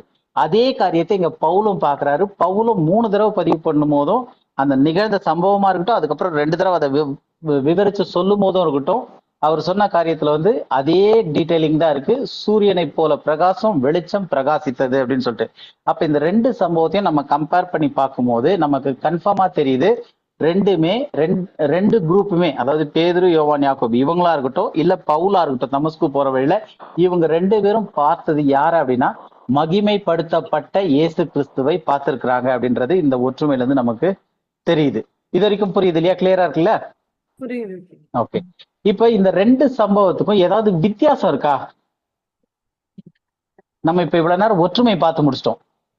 2 பேரும் வெளிச்சத்தின் பிரகாசத்தை பார்த்தன்றாங்க. எப்படி இருந்துச்சு அவருடைய முகம்? எப்படி இருந்துச்சு? சூரியனை போல பிரகாசம், சூரியனை விட பிரகாசம், வஸ்திரம், வெளிச்சம் பிரகாசித்தது, டோட்டல் பிரைட்னஸ் சொல்லி முடிச்சிட்டாங்க. 2 பேரும் மறுரூபமான இயேசுவத்தவர். அங்க தரிசனம்னா தரிசனம். அங்க பேதுரு, யோவான், யாக்கோபு பார்த்தது தரிசனம். இல்ல அது தரிசனமா இல்லையான்றதுக்கு தான் நம்ம படிக்கவே வந்துகிட்டு இருக்கோம். நான் கேக்குறது வந்து இந்த 2 சம்பவத்துக்கும் என்ன வித்தியாசம் ஏதாவது இருக்கான்னு கேக்குறேன். இங்க வந்து பவுல் கிட்ட ஆண்டவர் வந்து பேசுறாரு. பிசிக்கலா வந்திருக்காரு. பிசிக்கலா வந்திருக்காரு. எப்படி? இது வந்து தரிசனம்ன்றது வந்து கற்பனை தானே? இல்ல அது தரிசனம் தான் அப்படின்றதுக்கு இப்ப நம்ம இன்னும் ஃபுல்லா ப்ரூவ் பண்ணி முடிக்கல தரிசனம் தான்ட்டுன்னு. புரியுதா உங்களுக்கு? அங்க வந்தது வந்து தரிசனம். ஏன்னா இப்ப வந்து நம்ம இவ்வளவு ஒரு 2 வாரமா பைபிள் ஸ்டடி இதை பத்தி எடுத்துக்கிட்டு இருக்கனால அங்க வந்தது தரிசனம் தான், தரிசனம் தான் பிசிக்கலா கிடையாது அப்படின்னு சொல்லிட்டு இப்ப நீங்க சொல்லிடுறீங்க. ஆனா இன்னுமே நம்ம ப்ரூவ் பண்றதுக்கு தான் முயற்சி பண்ணிக்கிட்டு இருக்கோம். அது தரிசனமா இல்லையான்னு இன்னும் சந்தேகப்படுவாங்க இல்லையா சிலரு. அதே எப்படி இயேசு கிறிஸ்து இங்கேயும் பவுல் வந்து பாத்திருக்காரு, அங்கேயும் அதே தான் பாத்திருக்காங்க, இங்க மட்டும் இது அங்க மட்டும் அதுவா அப்படின்னு சொல்லிட்டு. அப்ப இத வந்து நம்ம ப்ரூவ் பண்றதுக்காக தான் நம்ம இது பண்ணிக்கிட்டே இருக்கோம். இன்னும் ப்ரூவ் பண்றதுக்கு தான் எவிடன்ஸ் இருக்குல்ல. இப்பதான் நீங்க சொன்னீங்க மறுரூபம் மலைக்கு அவர் போனாதான் பரிசுத்த ஆவியானவர் கீழே வருவாருன்றது ஒரு எவிடன்ஸ். ஆமா, அந்த எவிடன்ஸ். அதே மாதிரி இதுவும் ஒரு எவிடன்ஸ்க்காக தான் கொண்டு வரும். புரியுதா? அப்ப இதுல வந்து நம்ம இங்க கொண்டு வரும்போது அது வந்து விஷன், இது வந்து விஷன் கிடையாது, இது வந்து அது பிசிக்கல் கிடையாது அப்படின்னு சொல்லிட்டு இப்ப நம்ம சொல்ல முடியாது. ஏன்னா இப்ப நம்ம புதுசா வந்து இதுல இருந்து நம்ம வித்தியாசத்தை கண்டுபிடிச்சு இது வந்து விஷனா இல்ல ஈவெண்டா என்னன்றதை நம்ம பாக்குறதுக்காக முயற்சி பண்ணிக்கிட்டு இருக்கோம். புரியுதா? நீங்க சொல்றது வந்து கன்க்ளூஷன். ஆனா அந்த கன்க்ளூஷனுக்கு போறதுக்கு ஒரு வழி தேவை இல்லையா? எடுத்த உடனே சொன்னா எப்படி? இப்ப இது ஓட்ட விஷனா ரைட், அங்க சொன்னது ஓகே. இப்ப இது வந்து நான் அதான் சொன்னேன், இப்ப ஆரம்பிக்கும் போதே நம்ம இன்னும் கொஞ்சம் எவிடன்ஸ் வச்சு இன்னும் ஸ்ட்ராங்கா, ஏன்னா சிலர் வந்து இல்ல அப்படின்னு சொன்னா கூட நமக்கு சாலிடா தெரியணும் இது வந்து தரிசனம் தான், இது நிஜமான சம்பவம் கிடையாது அப்படின்றத புரிஞ்சுக்கிறதுக்காக தான் இந்த எக்ஸ்ட்ரா டீடைலிங் பாக்குறோம். இப்ப நான் கேக்குறது வந்து இந்த 2 சம்பவம் இருக்குல்ல, மறுரூபம் மலையில வந்து அந்த நிகழ்வுல இயேசு கிறிஸ்து மகிமைப்படுத்தப்பட்ட ஒரு விஷன் வருது, அதுல எப்படியெல்லாம் இருந்திருக்காரு அப்படின்னு சொல்லிட்டு பார்த்தாச்சு. இப்ப இங்க பவுலும் வந்து மகிமைப்படுத்தப்பட்ட இயேசு கிறிஸ்துவ பாக்குறாரு. 2 பேரும் ஏறக்குறைய ஒரே விஷயங்களை தான் சொல்றாங்க. டோட்டலா என்னன்னா ஃபுல்லா பிரைட்னஸ் பிரகாசித்தது, ஷைன் ஆச்சு. பிரைட்னஸ் பேரொளி பிரகாசித்தது, இதுதான் வந்து 2 பேருடைய ஸ்டேட்மெண்ட்லயும் இருக்கு. அது ஒற்றுமையா பார்த்தாச்சு. இப்ப 2 பேருடைய இதுலயும் வந்து ஏதாவது வித்தியாசம் இருக்கான்னு கேக்குறேன் நானு. ஏதாவது தோணுதா வித்தியாசம்? பேசுறாரு இல்ல இவரு, அங்கேயும் வந்து மோசே எலியாவோட பேசிக்கிட்டு இருந்திருக்காரு இல்லையா? மோசே எலியாவோட பேசிட்டு இருக்காரு. இங்க பவுலும் வந்து பவுல் இல்ல அதான் பேசுறாருன்னா ரெண்டு பேரும் பேசுறாங்கன்ற மாதிரி வந்துரும். ஓகே, நம்ம பார்க்கலாம் என்ன வித்தியாசம் இருக்குன்னு. ஏன்னா இதுல வந்து ஒரு முக்கியமான வித்தியாசத்தை நம்ம பார்த்தாதான் இதுக்கும் அதுக்கும் உள்ள ஒரு சாலிடான டிஃபரன்ஸ் புரியும். நம்ம ரெண்டு பேரும் ஒரே காரியத்தை தான் பாக்குறாங்க. ரெண்டு பேரும் சொல்லுமா. பவுலோட கண்கள் திறக்கப்பட்டது. பவுலுடைய கண்கள் திறக்கப்படல, குருடாக்கப்பட்டுச்சு. அதுக்கப்புறம் தான் 3 நாள் கழிச்சு திறக்கப்பட்டுச்சு. ஓகேவா? சோ இப்ப மகிமைப்படுத்தப்பட்ட இயேசு வந்து பார்த்தப்ப பவுலுக்கு என்ன ஆச்சு அப்படின்னு சொல்லி பார்த்தோம்னா, இப்ப கண்மணி சொன்ன மாதிரி அவர் கண் திறக்கப்படல, என்ன ஆச்சுன்னா கண்ணு குருடாக்கப்பட்டுருச்சு. கண்மணி வந்து ஒரு 3 நாள்ல அஹெடா போயாச்சு, அதனால திறக்கப்பட்டாச்சுன்னாச்சு. ஓகே, இப்ப also they heard a voice. All heard a voice. Yeah. ஆமா From heaven. Saul, why ஆமா why did you mean? ஆமா அங்கேயும் வந்து இவங்க வந்து பேசுகிறவர்களா காணப்பட்டார்கள் அப்படின்னும் போது லூக்கால வந்து என்ன பேசினாங்கன்னு கூட இருக்கு. ஸோ மேபி அது இந்த வாரம் பார்க்கணுமா அடுத்த வாரமான்னு தெரியல. ஸோ அங்கேயும் வந்து பேசுறதை கேட்கறது வருது. ஸோ மெயினான டிஃபரன்ஸ் என்னன்னா கண்ணு. ஸோ இப்போ அதுக்கு படிச்சலாம் வசனம். அப்போஸ்தலர் 9வது அதிகாரத்துல 8, 9 2 வசனம் படிங்க. சவுல் தரையிலிருந்து எழுந்து தன் கண்களை திறந்த போது ஒருவரையும் காணவில்லை. அப்பொழுது கைலாகு கொடுத்து அவனை தமஸ்குவுக்கு கூட்டிக் கொண்டு போனார்கள். அவன் 3 நாள் பார்வை இல்லாதவனாய் புசியாமலும் குடியாமலும் இருந்தான். ஓகே, அப்ப இங்க வந்து கைலாகு கொடுத்துனா கை தாங்களா கூட்டு போறாங்க. அவர் எந்திரிச்ச உடனே அங்க யாரையும் தெரியல, கை தாங்களா கூட்டு போறாங்க. ஏன் கை தாங்களா கூட்டு போறாங்கன்னு பார்த்தா 9வது வசனத்துல 3 நாள் பவுல் வந்து பார்வை இல்லாதவனா இருந்தான் அப்படின்னு சொல்லிட்டு வருது. அப்போ பவுல் வந்து மகிமைப்படுத்தப்பட்ட இயேசுவை பார்த்தப்ப அவனுடைய பார்வை போயிருச்சு. புரியுது இல்லையா? 3 நாள் பார்வை இல்லாதவனா இருக்கிறான் பவுல். இது வந்து வசனத்திலே நம்ம பார்த்தாச்சு, 3 நாள் பார்வை இல்லாம இருக்கான்ட்டு. இப்ப கேள்வி என்னன்னா, பவுல் ஏன் 3 நாள் பார்வை இல்லாதவனா இருந்தாரு?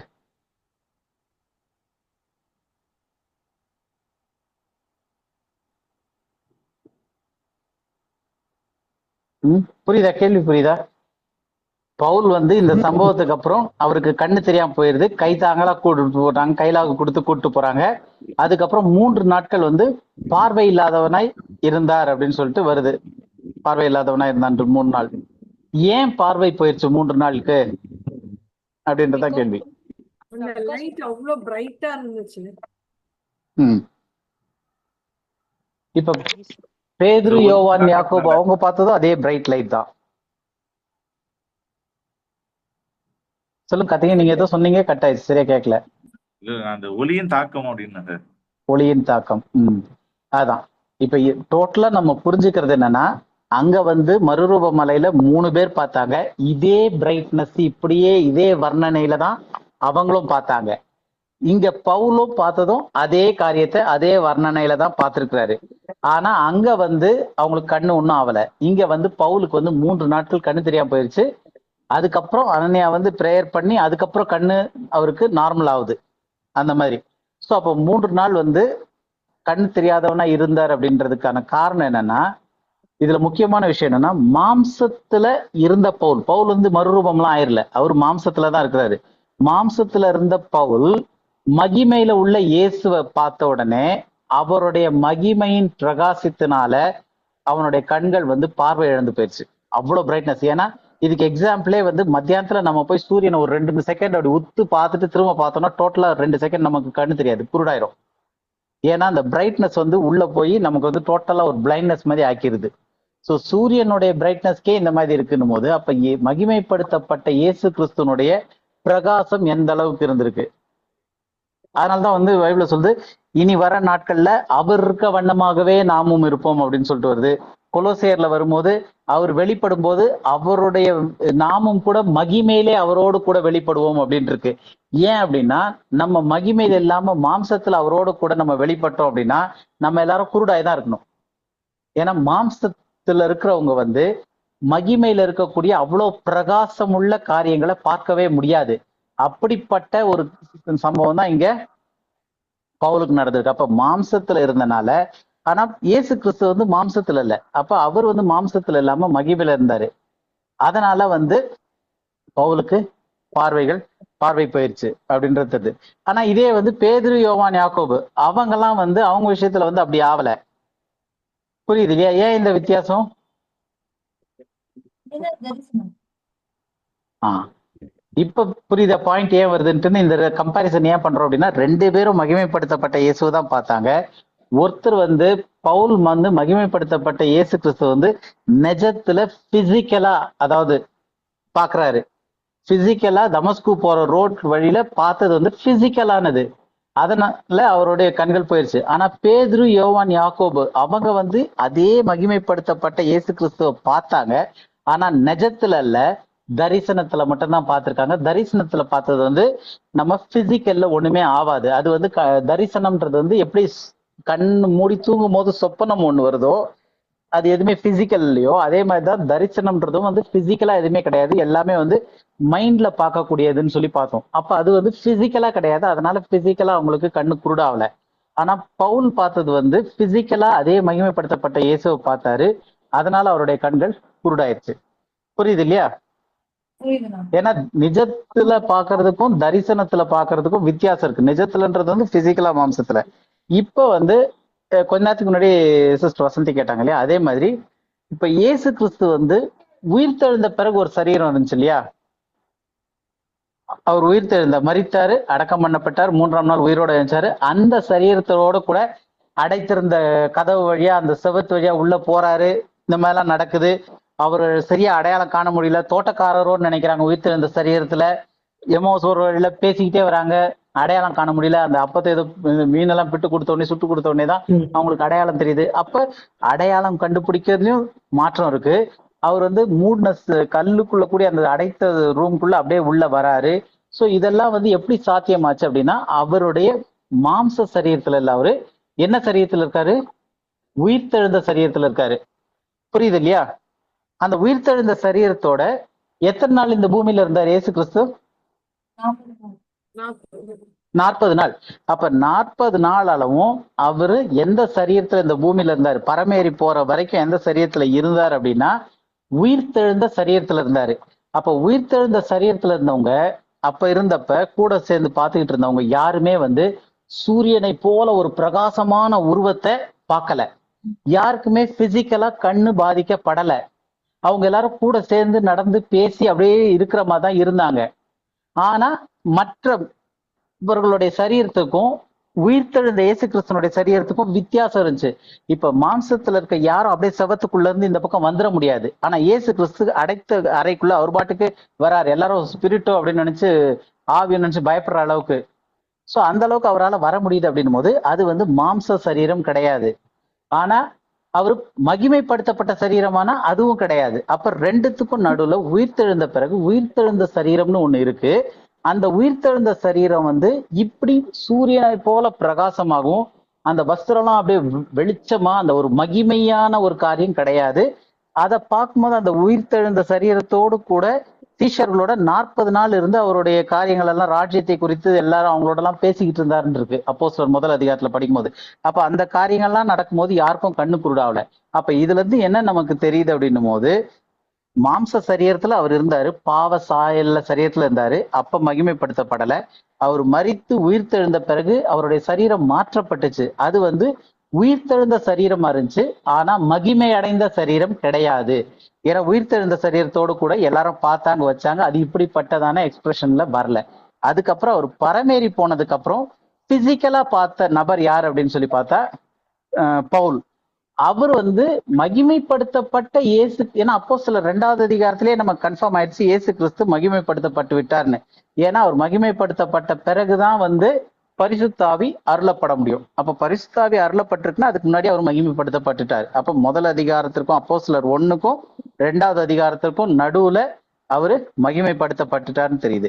அப்ப அதுக்கு முன்னாடி அவருடைய சரீரத்தை பார்க்க முடிஞ்சு, அதுல வெண்மையான ஒளி அப்படி பிரகாசம் அதெல்லாம் இல்ல, கண் யாருக்கும் குருடாவல.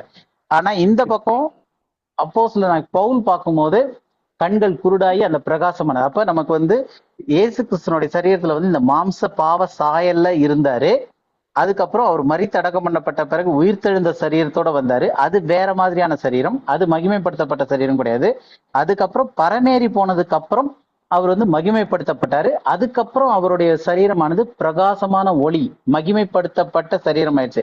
அததான் வந்து கொலோசியர் 3ல சொல்லும் போது அவர் இருக்க வண்ணமாவே நாமும் பார்ப்போம், மகிமையில அவரோட பார்ப்போம் அப்படின்னு போது. ஏன்னா மகிமைப்படுத்தப்பட்ட சரீரத்தை மாம்சத்துல இருந்து பார்க்கும்போது அந்த பிரகாசத்தின் ஒளியை தாங்க முடியாம பவுலுடைய கண்கள் வந்து குருடாயிருச்சு அப்படின்னு சொல்லிட்டு பாக்குறோம். ஆனா இதே விஷயம் வந்து பேதுரு, யோவான், யாக்கோபுக்கு ஏன் ஆகல அப்படின்னா அவங்க நிஜத்துல அதை பார்க்கல. நிஜத்துல உண்மையிலேயே இயேசு கிறிஸ்து அப்ப மறுரூபம் ஆவல. ஏன்னா அவர் இன்னும் பாவ மாம்ச சாயல்ல தான் இருந்தாரு. அதுக்கப்புறம் மரித்தாரு, உயிர்த்தெழுந்தாரு. உயிர்த்தெழுந்த பிறகு உயிர்த்தெழுதலின் சரீரத்துக்கு வந்தாரு. அதுக்கப்புறம் 40 நாள் இந்த பூமியில இருந்தாரு. அதுக்கப்புறம் பரமேறி போறாரு. பரமேறி போனதுக்கு அப்புறம் அவருக்கு மகிமைப்படுத்தப்பட்ட சரீரம் வருது. அந்த மகிமைப்படுத்தப்பட்ட அந்த ரூபத்துக்கு வந்த பிறகு அப்போஸ்தலர் 2ல பரிசுத்த ஏறப்படுது. அதுக்கப்புறம் 9வது அதிகாரத்துல பவுல் பார்க்கும்போது அந்த மகிமையின் ரூபத்துல உள்ள இயேசுவை தரிசனத்துல இல்ல, பிசிக்கலா பாக்குறாரு. இவர் மாம்சத்துல இருக்காரு. ஆனா மகிமையில உள்ள இயேசு கிறிஸ்துவை கண்ட உடனே இவருடைய கண்கள் குருடாயிருச்சு. ஆனா இங்க வந்து மறுரூப மலையில அவங்களுக்கு ஏன் கண்ணு குருடாவல அப்படின்னும் போது அவங்க வந்து மாம்சத்துல இருந்த இயேசு கிறிஸ்துவ, அதாவது மறுரூபமாக்கப்பட்ட அந்த பிசிக்கலான இயேசு கிறிஸ்துவ பார்க்கல. அது வந்து ஒரு உண்மையான சம்பவமும் இல்ல, அது வந்து ஒரு தரிசனம் அப்படின்றது இதுல இருந்து நமக்கு ப்ரூவ் ஆகுது. தெரியுது இல்லையா? சோ இதனுடைய கம்பாரிசன்லயும் நமக்கு இப்ப தெளிவா என்ன தெரியுது அப்படின்னா, இதே சம்பவம் எப்படி பேதுரு, யோவான், யாக்கோபு இவங்க 3 பேரும் மறுரூப மலையில இயேசு கிறிஸ்துவ பார்த்தாங்களோ அதே காரியத்தை அதே போலதான் இங்கேயும் வந்து இவங்களும் பார்த்திருக்கிறாங்க, பவுலும் பார்த்திருக்காரு. ஆனா 2 பேருக்குமான ஒற்றுமை என்னன்னா 2 பேரும் மகிமைப்படுத்தப்பட்ட இயேசு கிறிஸ்துவ தான் பாக்குறாங்க. ஏன்னா அவங்களுடைய வர்ணனை ஈக்குவலா இருக்கு. 2 பேரும் ஒரே மாதிரி இருக்கு. அந்த பிரைட்னஸ், சூரியனை போல பிரகாசம், வெளிச்சம் எல்லாமே. ஆனா வித்தியாசம் என்னன்னா பவுல் வந்து பிசிக்கலா மாம்சத்துல இருக்கும் போது பிசிக்கலா அவர் மகிமைப்படுத்தப்பட்டவரா கண்ட உடனே அவருடைய கண்கள் குருடாயிருச்சு. ஆனா இங்க 3 பேருமே வந்து தரிசனத்துல பாக்குறதுனால அவங்களுக்கு வந்து கண்ணு குருடாவல அப்படின்றது தெரியுது. புரியுது இல்லையா? இப்ப இது வரைக்கும் நம்ம படிச்ச காரியங்கள்ல இருந்து இது ஒரு தரிசனம் தான், இது வந்து பிசிக்கலா ஒரு உண்மையான மாம்சீகமான ஒரு நிகழ்வு கிடையாது அப்படின்றது நமக்கு தெரிஞ்சிருச்சு. கரெக்டா? கிளியரா இருக்கு. ஓகே. இப்ப நம்ம இது வரைக்கும் என்ன பார்த்துட்டு வந்திருக்கோம் அப்படின்னு பார்த்தோம்னா, ஆண்டவராகிய இயேசு கிறிஸ்து வந்து இன்னுமே வந்து இந்த மறுரூப நிகழ்வு நடக்கும் போது இன்னும் பாவ மாம்ச சாயல்ல தான், அந்த சாயல்ல மனுஷ சாயல்ல அடிமையின் ரூபத்துல தான் இருக்கிறாரு. அப்படின்றனால இது மகிமைப்படுத்தப்பட்ட இயேசு கிறிஸ்துவ அங்க தோற்றம் அளித்தது வந்து ஒரு தரிசனம் தான். அது வந்து உண்மையா இன்னும் நிகழல. ஏன்னா அவரு மறுரூபமானது, அவர் மகிமைப்படுத்தப்பட்டது வந்து அப்போஸ்தலர் 1வது அதிகாரத்துல அவர் பரமேறி போனதுக்கு அப்புறம்ன்றது கன்ஃபார்ம் ஆயிடுச்சு. அதே மாதிரி அங்க வந்து மோசேவும் எலியாவும் பேசினாங்க அப்படின்றது வந்து அந்த நேரத்துல ஃபர்ஸ்ட் திங் அவர் மகிமைப்படுத்தப்படவில்லை. 2வது மரித்தோர்களுக்கும் அவங்க எழுப்பப்படவும் இல்லை அந்த இடத்துல. அப்ப மரித்தோரின் உயிர்த்தெழுதலே வந்து இயேசு கிறிஸ்துவனுடைய மரணத்துக்கு அப்புறம் தான் வருது. அப்ப மரித்தவர்கள் எல்லாரும் எங்க இருக்கிறாங்க அப்படின்னா ஷியோல்ல, ஹேடிஸ்னு சொல்லக்கூடிய அந்த ஒரு நிலையில தான் இருக்கிறாங்க. அப்போ மோசேவும் எலியாவும் இன்னும் உயிர்த்தெழுப்பப்பட இல்லை, அவங்க 2 பேரும் உயிர்த்தெழுப்பப்படவில்லை அப்படின்றதும் நம்ம பார்த்தாச்சு. அடுத்தது அந்த இடத்துல வந்து மோசேவும் எலியாவும் உண்மையிலேயே வந்து இருந்தாங்க அப்படின்னா இயேசு கிறிஸ்து வந்து மரித்தோர்ல இருந்து எழுப்புறதுக்கு முன்னாடி அவங்க வந்து வந்திருக்க வாய்ப்பில்லை. ஏன்னா அவர் தான் முதற் பலனா இருக்கிறாரு அப்படின்னு சொல்லிட்டு அதையும் பார்த்திருக்கோம். அதனால மோசேவும் எலியாவும் அங்க உயிர்த்தெழுப்பப்பட்டு வரல 2 பேருமே. அதே மாதிரி மரித்தவர்களோடையும் இயேசு கிறிஸ்து பேசல. அப்ப அங்க நடந்ததுல வந்து இயேசு கிறிஸ்துவும் உண்மையிலே மறுரூபமாயி அந்த சரீரத்துக்குள்ள போகல. ஏன்னா அவர் அப்ப மாம்ச சாயல்ல தான் இருக்கிறாரு, மனுஷ ரூபத்துல தான் இருந்தாரு. அதே மாதிரி உயிர்த்தெழுதல் நடக்காதனால மோசேவும் எலியாவும் இன்னும் உயிர்த்தெழுந்தும் வரல. இவங்க வந்து மோசேவும் எலியாவும் மரித்த நிலைமையிலும் இயேசு கிறிஸ்து பேசல. ஏன்னா அவர் நியாயப்பிரமாணத்தை இன்னும் நிறைவேற்றி முடிக்கல, சிலுவையில தான் அதை நிறைவேற்றி முடிக்க போறாரு. அப்ப இது எல்லாமே வந்து எதை பாயிண்ட் அவுட் பண்ணுதுன்னா இது மொத்தமே ஒரு தரிசனம் அப்படின்றது கன்ஃபார்ம் ஆயிடுச்சு. புரியுது இல்லையா?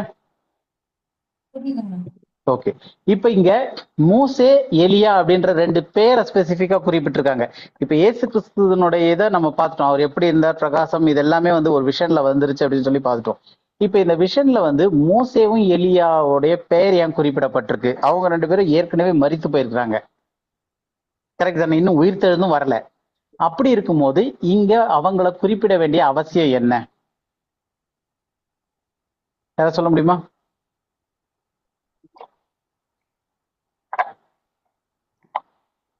புரியுது இல்லையா நான் கேக்குறது? இப்ப இது எல்லாமே ஒரு தரிசனம்னு பார்த்துட்டோம். அப்ப தரிசனத்துல வந்து நம்ம நெக்ஸ்ட் வீக் வந்து இந்த தரிசனத்தினுடைய நோக்கம், எதுக்காக இந்த தரிசனம் வந்துச்சு அப்படின்றத நம்ம பார்ப்போம் நெக்ஸ்ட் வீக். இப்போ வந்து ஓகே, இது தரிசனம்ன்றது நமக்கு தெரியுது. இப்ப இந்த தரிசனத்துல மோசேவையும் எலியாவையும் ஏன் கூட்டு வரணும்? மகிமையில் அருவம் ஏதாவது ஐடியா இருக்கா? மோசேயோட என்னமா? எலியா வந்து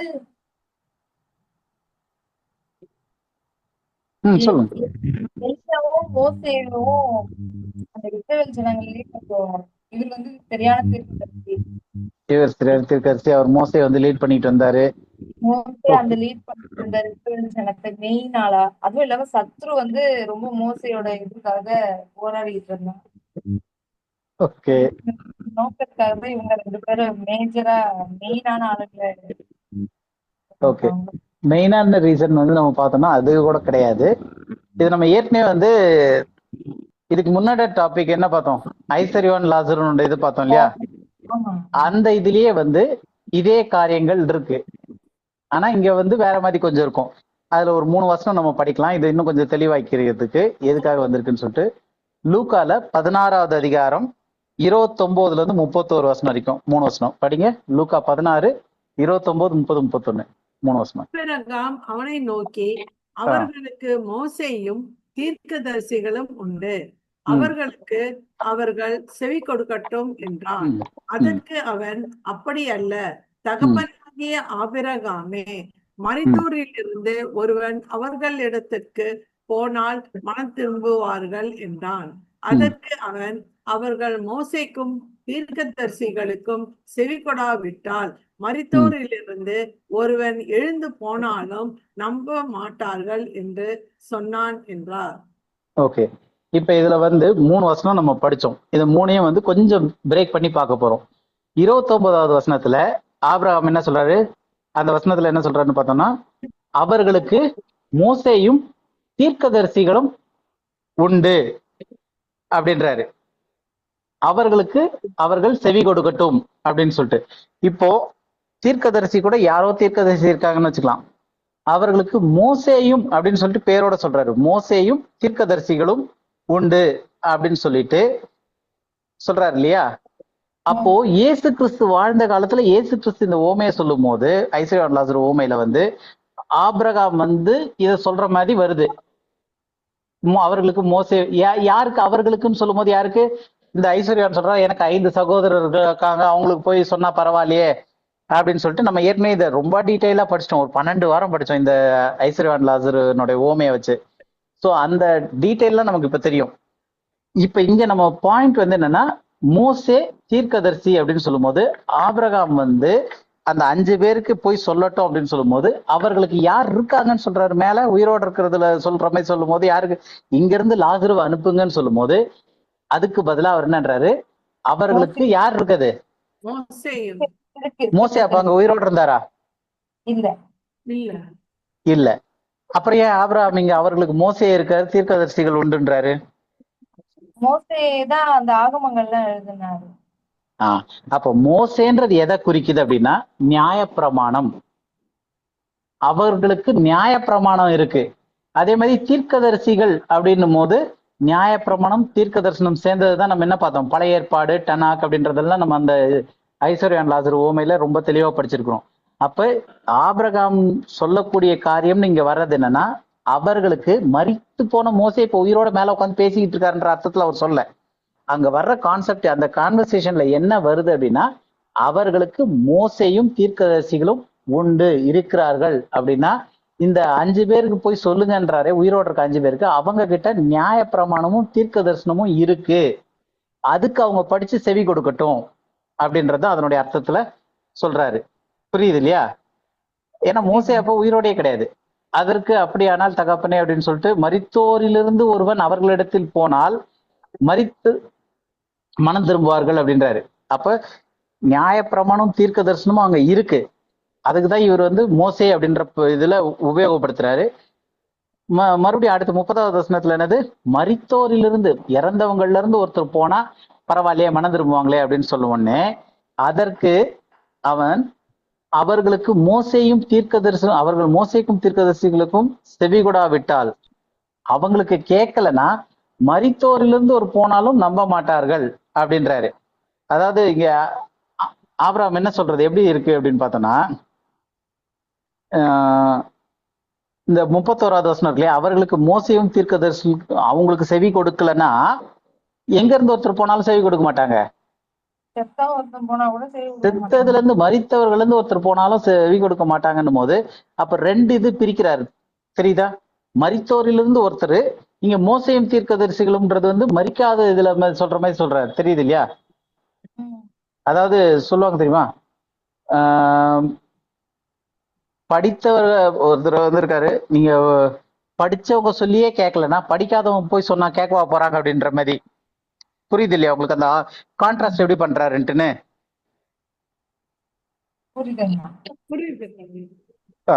அப்ப இங்க சொல்லும் போது உயிரோட இருக்கவனே அவன் சொல்லியே கேட்கலன்னா இங்க மருத்துவர்ல போய் சொல்லலாம் கேட்கவா போறாங்கன்ற மாதிரி அர்த்தத்துல எதை சொல்றாருன்னா, மோசேக்கும் தீர்க்கதரிசிகளுக்கும் செவி கொடாவிட்டால், அதாவது நியாய பிரமாணத்துக்கு செவி கொடுக்கலன்னா செத்ததுல இருந்து ஒருத்தன் எழுந்து போனா கூட செவி கொடுக்க மாட்டாங்க. அப்ப அல்டிமேட் என்னது, மோசேயும் தீர்க்கதரிசிகளும் சொல்றது வந்து நியாய பிரமாணத்தை சொல்றாரு.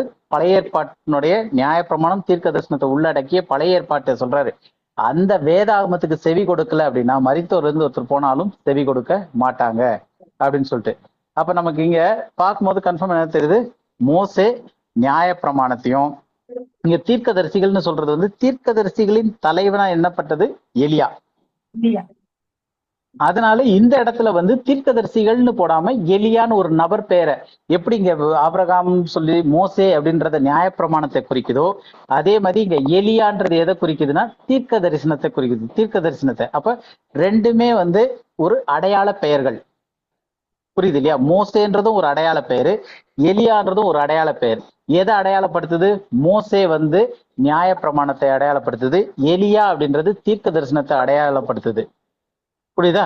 அப்ப இந்த ரெண்டும் சேர்ந்தது என்னது, நியாய பிரமாணம் மற்றும் தீர்க்க தரிசனம் சேர்ந்ததுதான் பழைய ஏற்பாடு. அப்ப இந்த பழைய ஏற்பாடு அந்த வேதத்தை, பழைய ஏற்பாட்டு வேதத்தை வந்து குறிக்கிறதுக்கு பயன்படுத்தப்பட்ட அந்த காலத்துல பயன்படுத்துறதுக்கு அவங்க பொதுவா யூஸ் பண்ணக்கூடிய சொல் வந்து நியாய பிரமாணத்தை சொல்றதுக்கு மோசேவும், தீர்க்க தரிசனத்தை ரெப்ரசென்ட் பண்றதுக்கு எலியாவையும் சொல்லக்கூடிய வழக்கம்.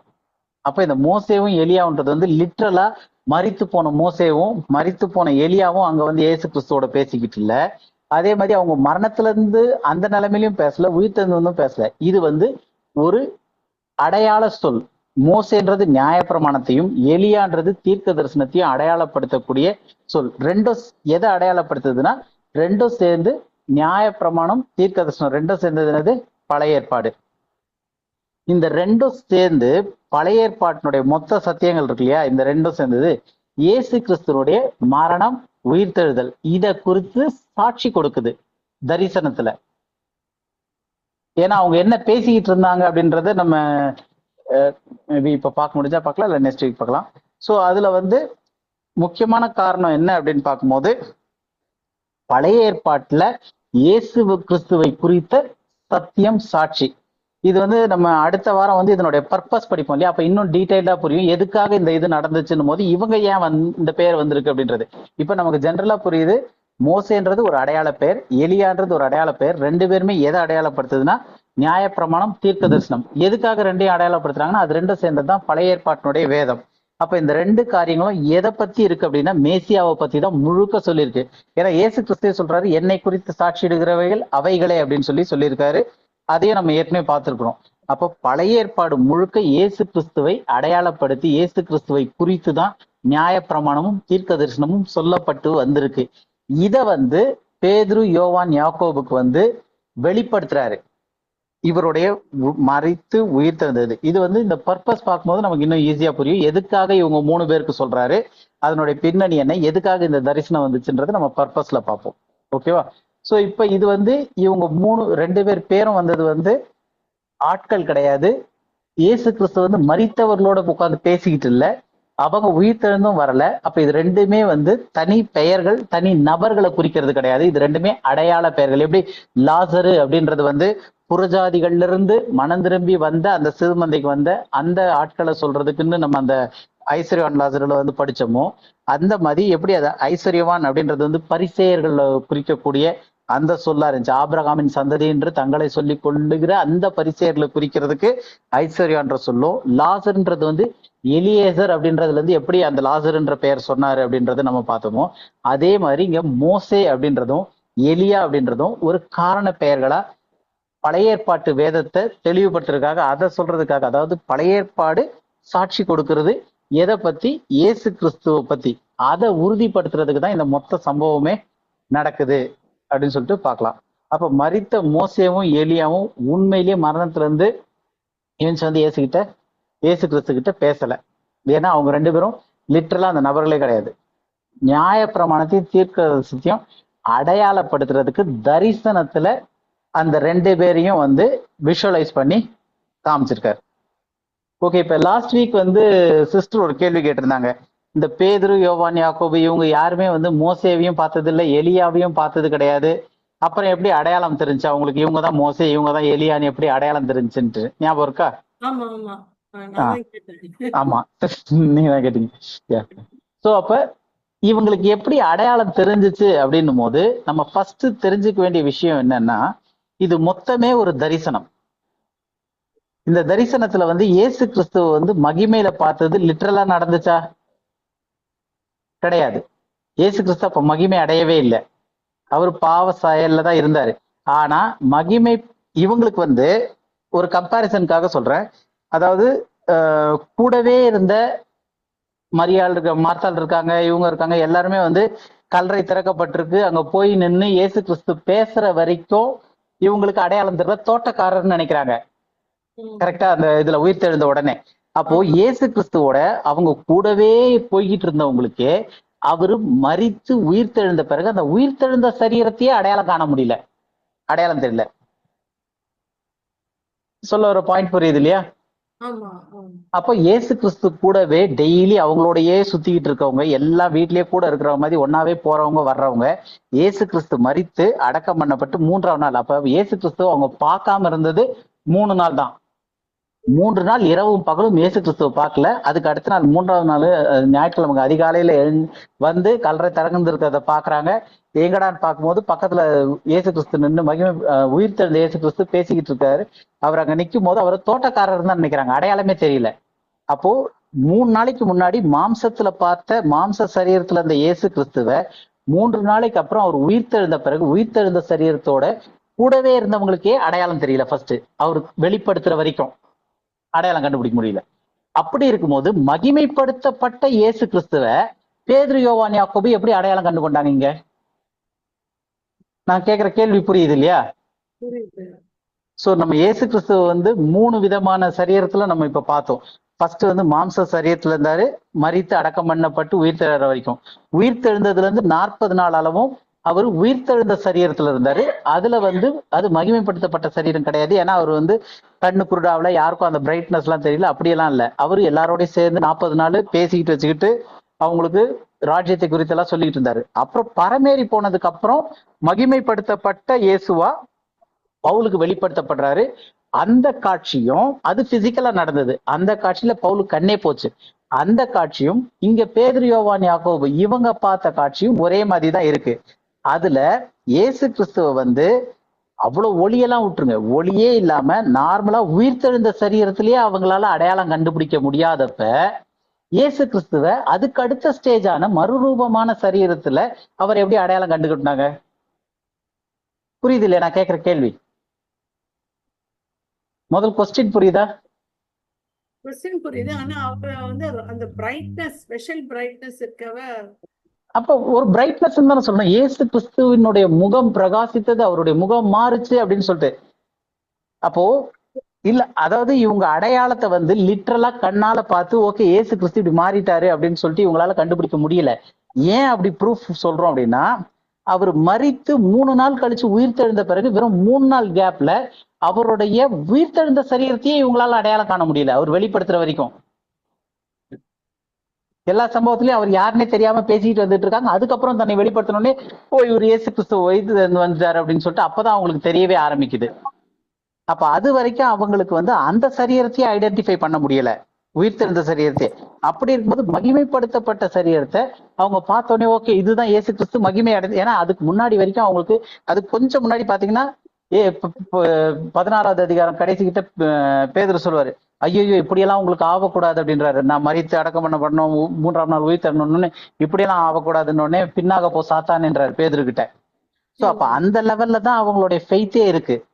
அப்படி இருக்கும்போது மகிமையில எப்படி இருப்பாங்க அப்படின்றதே தெரியாது. ஏன்னா அதுக்கு முன்னாடி யாருமே மகிமையான ஒரு இயேசு கிறிஸ்துவ பார்த்ததே கிடையாது. ஃபர்ஸ்ட் பிசிக்கலா மகிமையில இயேசு கிறிஸ்துவ பார்த்தது வந்து பவுல், அவருடைய கண்ணு குருடாயிடுச்சு. ஸ்தேவான் வந்து வானம் திறக்கப்பட்டு பார்த்தாரு, அவர் மரிச்சே போயிட்டாரு, அதோட முடிஞ்சிருச்சு, அவர் மறிச்சிட்டாரு. அப்போ இயேசு கிறிஸ்துவ வந்து இந்த ஒரு பிரகாசமான இதுல வந்து பார்த்து இதுதான் இயேசு கிறிஸ்து மகிமையில இப்படிதான் இருப்பாருன்னு அவங்களுக்கு தெரியவே தெரியாது பேரொளியில. அப்படின்னா என்ன அர்த்தம்னா, இந்த தரிசனத்துல வந்த அந்த இயேசு கிறிஸ்து, மகிமைப்படுத்தப்பட்ட இயேசு கிறிஸ்துவையே பிதாவாகிய தேவன் வந்து அந்த கொடுத்த தரிசனத்துலதான் அடையாளம் காட்டியிருக்காரு. இவங்க பிசிக்கலா ஓகே அப்படின்னு சொல்லிட்டு கண்டுபிடிக்கிறதா இருந்துச்சுன்னா உயிர்த்தெழுந்த இயேசு கிறிஸ்துவே அந்த கல்ற தோட்டத்துல கண்டுபிடிச்சிருந்துருக்கணுமே, அவரை ஏன் தோட்டக்காரர்னு நினைக்கணும்? அப்போ உயிர்த்தெழுந்த சரீரத்தையுமே கண்டுபிடிக்க முடியல, அவர் வெளிப்படுத்தினாதான் கண்டுபிடிக்க முடிஞ்சு. அதே மாதிரி மகிமைப்படுத்தப்பட்ட இயேசு கிறிஸ்துவுமே தேவன் அவர்களுக்கு வெளிப்படுத்தினாலதான் தெரிஞ்சு. அப்ப இங்க வந்து இந்த ஒரு இது டோட்டலாவே வந்து ஒரு உண்மையான லிட்ரலான பிசிக்கலான சம்பவம் கிடையாதுன்னு சொல்லிட்டு நிறைய காரியங்கள் இப்ப பார்த்துட்டோம். இப்ப இது வந்து ஒரு தரிசனம் தான் அப்படின்றத பார்த்தாச்சு. அப்ப இந்த தரிசனத்திலேயே என்ன வருது அப்படின்னா, தேவன் வந்து இந்த தரிசனத்தை ஒரு பர்பஸ், நம்ம ஏற்கனவே பார்த்துட்டோம், தேவன் வந்து தரிசனங்களை சில நோக்கத்துக்காக சில காரியங்களை வெளிப்படுத்துறதுக்காக கொடுக்குறாருன்னு. அப்ப தேவன் அந்த தரிசனத்தை கொடுக்கும் போதே அந்த தரிசனத்துல வந்து இவர்களுக்கு வந்து வெளிப்படுத்தியிருக்காரு. எது? இது எலியா, இது மோசே, இது மகிமைப்படுத்தப்பட்ட இயேசு அப்படின்னு சொல்லிட்டு. ஏன்னா 3 பேரையுமே இவங்க அடையாளம் மாம்சத்துல கண்டுபிடிக்க முடியாதுன்றதுதான் நான் சொல்ல வரேன். ஏன்னா மாம்சத்துல இருந்தப்ப இவங்களுக்கு வந்து உயிர்த்தெழுந்த இயேசுவையே கண்டுபிடிக்க முடியல. அதுக்கு 3 நாளைக்கு முன்னாடி பார்த்துக்கிட்டு இருந்த இயேசு மரித்த பிறகு உயிர்த்தெழுந்த பிறகு அந்த சரீரத்தை இவங்களால அடையாளம் கண்டுபிடிக்க முடியல. அப்படி இருக்கும்போது மகிமைப்படுத்தப்பட்ட சரீரத்தை இவங்களால அடையாளமே பண்ண முடியாது. அப்ப தேவன் தரிசனத்துல வந்து இவங்களுக்கு வந்து இயேசு கிறிஸ்துவை மகிமைப்படுத்தப்பட்ட அந்த மகிமையின் ரூபத்தை இவங்களுக்கு காட்டுறாரு. அதே மாதிரி மோசே எலியான்றதும் வந்து தேவனால் வெளிப்படுத்தப்படுது. ஏன்னா இது வந்து ஒரு தரிசனம் தான். தரிசனத்துல அவங்களுக்கு வந்து ஒரு அடையாளமா காட்டப்படும் போது பர்பஸ் என்னன்னா, மோசேவும் எலியாவும் அப்படின்னு சொல்றது வந்து நியாயப்பிரமாணம் அங்க நிகழ்ந்துட்டு இருக்கு. அப்ப இதனுடைய மொத்த நோக்கமே வந்து பிசிக்கலா இயேசு கிறிஸ்து இப்படி இருந்தாரு, இந்த இதுல மோசே வந்தாரு, இந்த இதுல எலியா வந்தார் அப்படின்றது கிடையாது. இதனுடைய பர்பஸ் படிக்கும் போது நமக்கு இது புரிய ஆரம்பிக்கும். அப்ப இது எல்லாமே ஒரு தரிசனம் அப்படின்றனால தரிசனத்துல வந்து தேவன் வந்து இயேசு கிறிஸ்துவையும் இவர் தான் மகிமையில உள்ள இயேசு கிறிஸ்துன்னு வெளிப்படுத்துறாரு, இவர் தான் மோசேன்னு இவங்களுக்கு வெளிப்படுத்துறாரு, இவர் தான் எலியான்னு வெளிப்படுத்துறாரு. இந்த எல்லாமே ஒரு மைண்டுக்குள்ள ஒரு இமேஜினரியா இவங்களுக்கு தெரியறக்கூடிய காரியமா இருக்கு. அங்க பிசிக்கலா எதுவுமே நிகழல. ஏன்னா இயேசு கிறிஸ்து அப்ப மகிமை அடையல. உண்மையிலேயே இயேசு கிறிஸ்து அங்க மகிமை அடைந்த நிலைமையில இவங்க லிட்ரலா அதை பார்த்திருந்தாங்க அப்படின்னா இவங்களுக்கும் பவுல போலவே கண்ணு குருடா இருந்திருக்கணும். ஆனா அப்படி எதுவுமே ஆவல. இவங்க வந்து ஒரு மயக்க நிலையில டிரான்ஸ்ல இத பாக்குறாங்க அப்படின்றது தெரியுது. புரியுது இல்லையா? புரியுதா? ஓகே, கடைசியா ஒரே ஒரு பாயிண்ட் பார்த்து நம்ம இது முடிச்சிடலாம் இன்னைக்கு இதுக்கு. அதாவது இது விஷன் தான் அப்படின்றதுக்கு இன்னும் ஒரு ப்ரூஃப் பார்த்துடலாம். ஒரே ஒரு இது. அப்ப இந்த மறுரூப நிகழ்வு இது வந்து ஒரு தரிசனம் தான் அப்படின்னு சொல்லிட்டு நம்ம இவ்வளவு காரியங்கள் வச்சு ரெஃபரன்ஸ்லாம் வச்சு அனலைஸ் பண்ணி எல்லாமே படிச்சோம். எதுக்குன்னா ஒரு டீப்பர் அண்டர்ஸ்டாண்டிங் நமக்கு வரணும் அப்படின்னு சொல்லிட்டு. ஸோ அதெல்லாமே புரியலை அப்படின்னா கூட ஈஸியா தெளிவா பைபிள்லயே வந்து இயேசு கிறிஸ்துவே தெளிவா சொல்லிட்டாரு. ஓகேவா? இது ஒரு வசனம் படிக்கலாம். மத்தேயு 17வது அதிகாரத்துல 9வது வசனம் படிங்க.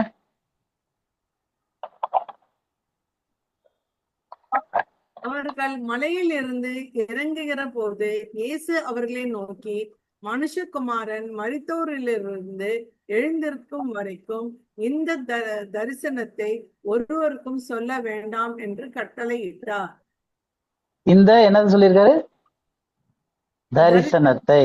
அப்ப இயேசு கிறிஸ்துவே கன்ஃபார்ம் பண்ணிட்டாரு. நம்ம இப்ப உட்காந்து போராட வேண்டிய அவசியமே கிடையாது. இது எதுக்குன்னா நம்ம ஸ்டடிய டீப்பரா புரிஞ்சுக்கிறதுக்காக இது என்னது அப்படின்னு சொல்லிட்டு பார்த்துட்டு இருந்தோம். இப்ப விஷன்னா என்னதுன்னு நம்ம ஏற்கனவே பார்த்துட்டோம். அப்போஸ்தலர் 10வது அதிகாரத்துல இருந்து பேதுருக்கு வந்து வானத்துல இருந்து வந்துச்சு, எல்லா மிருகங்களும் இருந்துச்சு அப்படின்னா லிட்டரல் அங்க எதுவுமே இல்லை. அப்ப விஷன் அப்படின்னும் போதே அங்க விஷன்ல வந்து பார்க்க முடியும், கேட்க முடியும், உரையாட முடியும், அதை சரியா புரிஞ்சு கொள்ளாம கூட போக முடியும் அப்படின்னு சொல்லி பார்த்தோம். விஷன்ஸ் வந்து ஒரு பர்பஸ்க்காக கொடுக்கப்படுது. அது வந்து ஒரு ஞான திருஷ்டி மாதிரி இல்ல ஒரு டிரான்ஸ் நிலைமையில, மயக்க நிலையில, நித்திரை மயக்கமான நிலையில நம்ம பார்க்கக்கூடியது. கண்ணு திறந்து பார்க்கும்போது அங்க எதுவுமே இருக்காது, எல்லாமே மறைஞ்சிட்டு இருக்கும். ஏன்னா அது எதுவுமே லிட்ரல் கிடையாது. எல்லாமே தரிசனம் அப்படின்றதே வந்து எப்படி கனவு தூங்கும் போது வருதோ அந்த மாதிரி இது வந்து ஒரு டிரான்ஸ் நிலையில வரக்கூடியது விஷன். அது வந்து கனவு வந்து அது வேற கேட்டகரி. இது வந்து பகல்லையோ எந்த டைம்லயோ நம்ம ஒரு டிரான்ஸ்ல போய் பார்க்கலாம் அப்படின்றது பார்த்தோம். ரெண்டாவது முக்கியமானது, விஷன்ல நம்ம பார்க்கக்கூடிய காரியங்கள் பிசிக்கலானது கிடையாது அப்படின்னு சொல்லிட்டு நிறைய வசனங்கள்ல இருந்து உதாரணங்கள்ல இருந்து எல்லாமே நிறைய எடுத்து விஷன்னா என்ன அப்படின்றத பார்த்தோம். பழைய பாட்டுல கூட ஒவ்வொரு சொப்பனங்கள் விஷன்ஸ் நிறைய இருக்கு. எல்லாமே வந்து லிட்ரலானது எதுவுமே கிடையாது விஷன்ஸ் அப்படின்றத பார்த்துட்டோம். இப்ப எல்லாம் பார்த்து முடிச்சதுக்கு அப்புறம் பேதுரு, யோவான், யாக்கோபு பார்த்தப்ப அவங்களுக்கு என்ன ஆச்சு, பவுலுக்கு என்ன ஆச்சுன்னு பார்த்தோம். அப்ப பவுலுக்கு வந்து பிசிக்கலா இருந்தனால அது வந்து விஷன் கிடையாது. பவுலுக்கு பிசிக்கலா இருந்தனால பவுலுக்கு கண்ணே குருடாச்சு. ஆனா இவங்களுக்கு கண்ணு குருடாவல, அதனால விஷன் அப்படின்றதெல்லாம் நிறைய பார்த்துட்டோம். இப்ப எல்லாத்தையும் முடிச்சுட்டு கடைசியா இந்த சம்பவம் முடிஞ்சு வரும்போது அவர்கள் மலையிலிருந்து இறங்குற போது இயேசு அவர்களை நோக்கி என்ன பண்ணிருக்காரு? மனுஷகுமாரன் மரித்தோரிலிருந்து எழுந்திருக்கும் வரைக்கும் இந்த தரிசனத்தை, இந்த விஷனை ஒருவருக்கும் சொல்ல வேண்டாம் என்று கெஞ்சி கேட்டு கட்டளையிட்டார், ஆர்டர் பண்றாரு.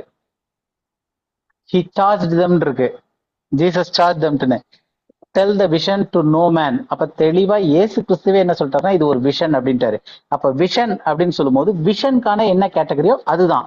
அப்ப லிட்டரலா இயேசு கிறிஸ்து மறுரூப மலையில அங்க மகிமைப்படுத்தப்பட்டார், இவங்க எல்லாம் அவங்க பார்த்தாங்க வச்சாங்கன்ட்டு என்ன சொன்னாலும் எதுவுமே உண்மையான சம்பவம் கிடையாது. அங்க மோசேவும் எலியாவும் உண்மையிலேயே வந்து பேசல. இது எல்லாமே வந்து ஒரு தரிசனம், ஒரு விஷன். இதை யார் சொல்லி ப்ரூவ் பண்ணதுன்னா இயேசு கிறிஸ்துவே சொல்றாரு, கட்டளையிட்டு சொல்றாரு, நீங்க பார்த்த இந்த தரிசனத்தை யாருக்கிட்டையும் சொல்ல வேண்டாம், மரித்தோர்ல இருந்து மனுஷகுமாரன் எழுந்திருக்கிற வரைக்கும் இதை யாருக்கும் சொல்ல வேண்டாம் அப்படின்னு சொல்லிட்டு சொல்றாரு.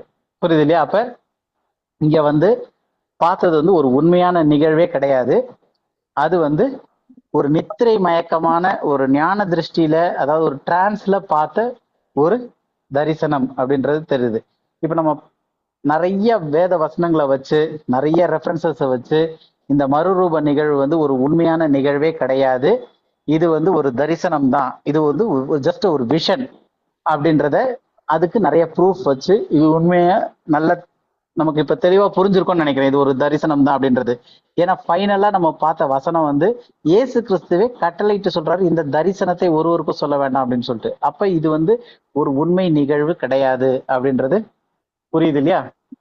ஸோ இந்த வாரம் இதோட ஸ்டாப் பண்ணிக்கலாம். நம்ம நெக்ஸ்ட் வீக் வந்து இதனுடைய பர்பஸ், எதுக்காக இந்த ஓமை சொல்லப்பட்டுச்சு அப்படின்றத நம்ம நெக்ஸ்ட் வீக் பார்க்கலாம். ரெண்டாவது, இந்த மோசேவும் எலியாவும்னு சொல்லும் போது இது வந்து நியாயப்பிரமாணத்தை குறிக்குதுன்னு பார்த்தோம். அப்ப இந்த நியாயப்பிரமாணம் இங்க வந்து இந்த மகிமைப்படுத்தப்பட்ட இயேசு கிறிஸ்துவோட இந்த ஒரு விஷன்ல என்ன சம்பாஷணை நடந்துச்சு, எதுக்காக இது வந்துச்சு அப்படின்றத அந்த பர்பஸோட சேர்த்து பார்த்து முடிச்சிடலாம் நெக்ஸ்ட் வீக். ஏதாவது கேள்விகள், ஏதாவது டவுட் ஏதாவது இருக்கா? இல்லைன்னா நம்ம ப்ரேயர் பண்ணிட்டு க்ளோஸ் பண்ணலாம்.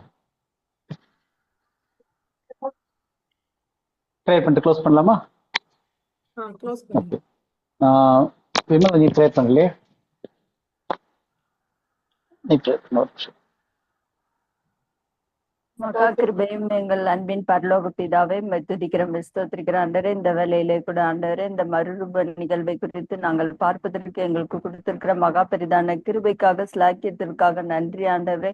இவ்வளவு ஆழமான சத்தியத்தை ஆண்டவரே எங்களுக்கு நீங்க கொடுத்ததற்காக நன்றி ஆண்டவரே. தரிசனம் எதுங்கிறதையும் ஆண்டவரே, இந்த மோசையும் எலியாவை எதற்காக நீங்க குறிப்பிட்டு சொல்லியிருக்கிறீங்கிறதையும் ஆண்டவரே விளக்கமாக புரிவதற்கு எங்களுக்கு கொடுத்திருக்கிற ஆண்டரை ஞானத்திற்காக நன்றி ஆண்டரை. துதிக்கிற ஸ்தோத்திரிக்கிற ஆண்டரை. இன்னும் அது வேத வசனங்களை ஆண்டரை நாங்கள் ஆழமாய் தியானிக்க ஆண்டரை அதை மனதில் ஏற்றுக்கொள்வதற்கு எங்களுக்கு மனப்பக்குவத்தை தேவன் தரும்படியா ஜெபிக்கிற ஆண்டரை.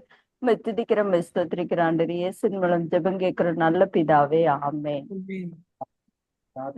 கர்த்தரை ஸ்தோத்திரி. உன்னமே பரிசுநாமத்தை ஸ்தோத்திரே. என் ஆத்மாவே கர்த்தரை ஸ்தோத்திரே. அவர் செய்த சகலமும் ஆமென். Praise the Lord. Praise the Lord. Praise the Lord. Praise the Lord. Praise the Lord. Thank you. Thank you.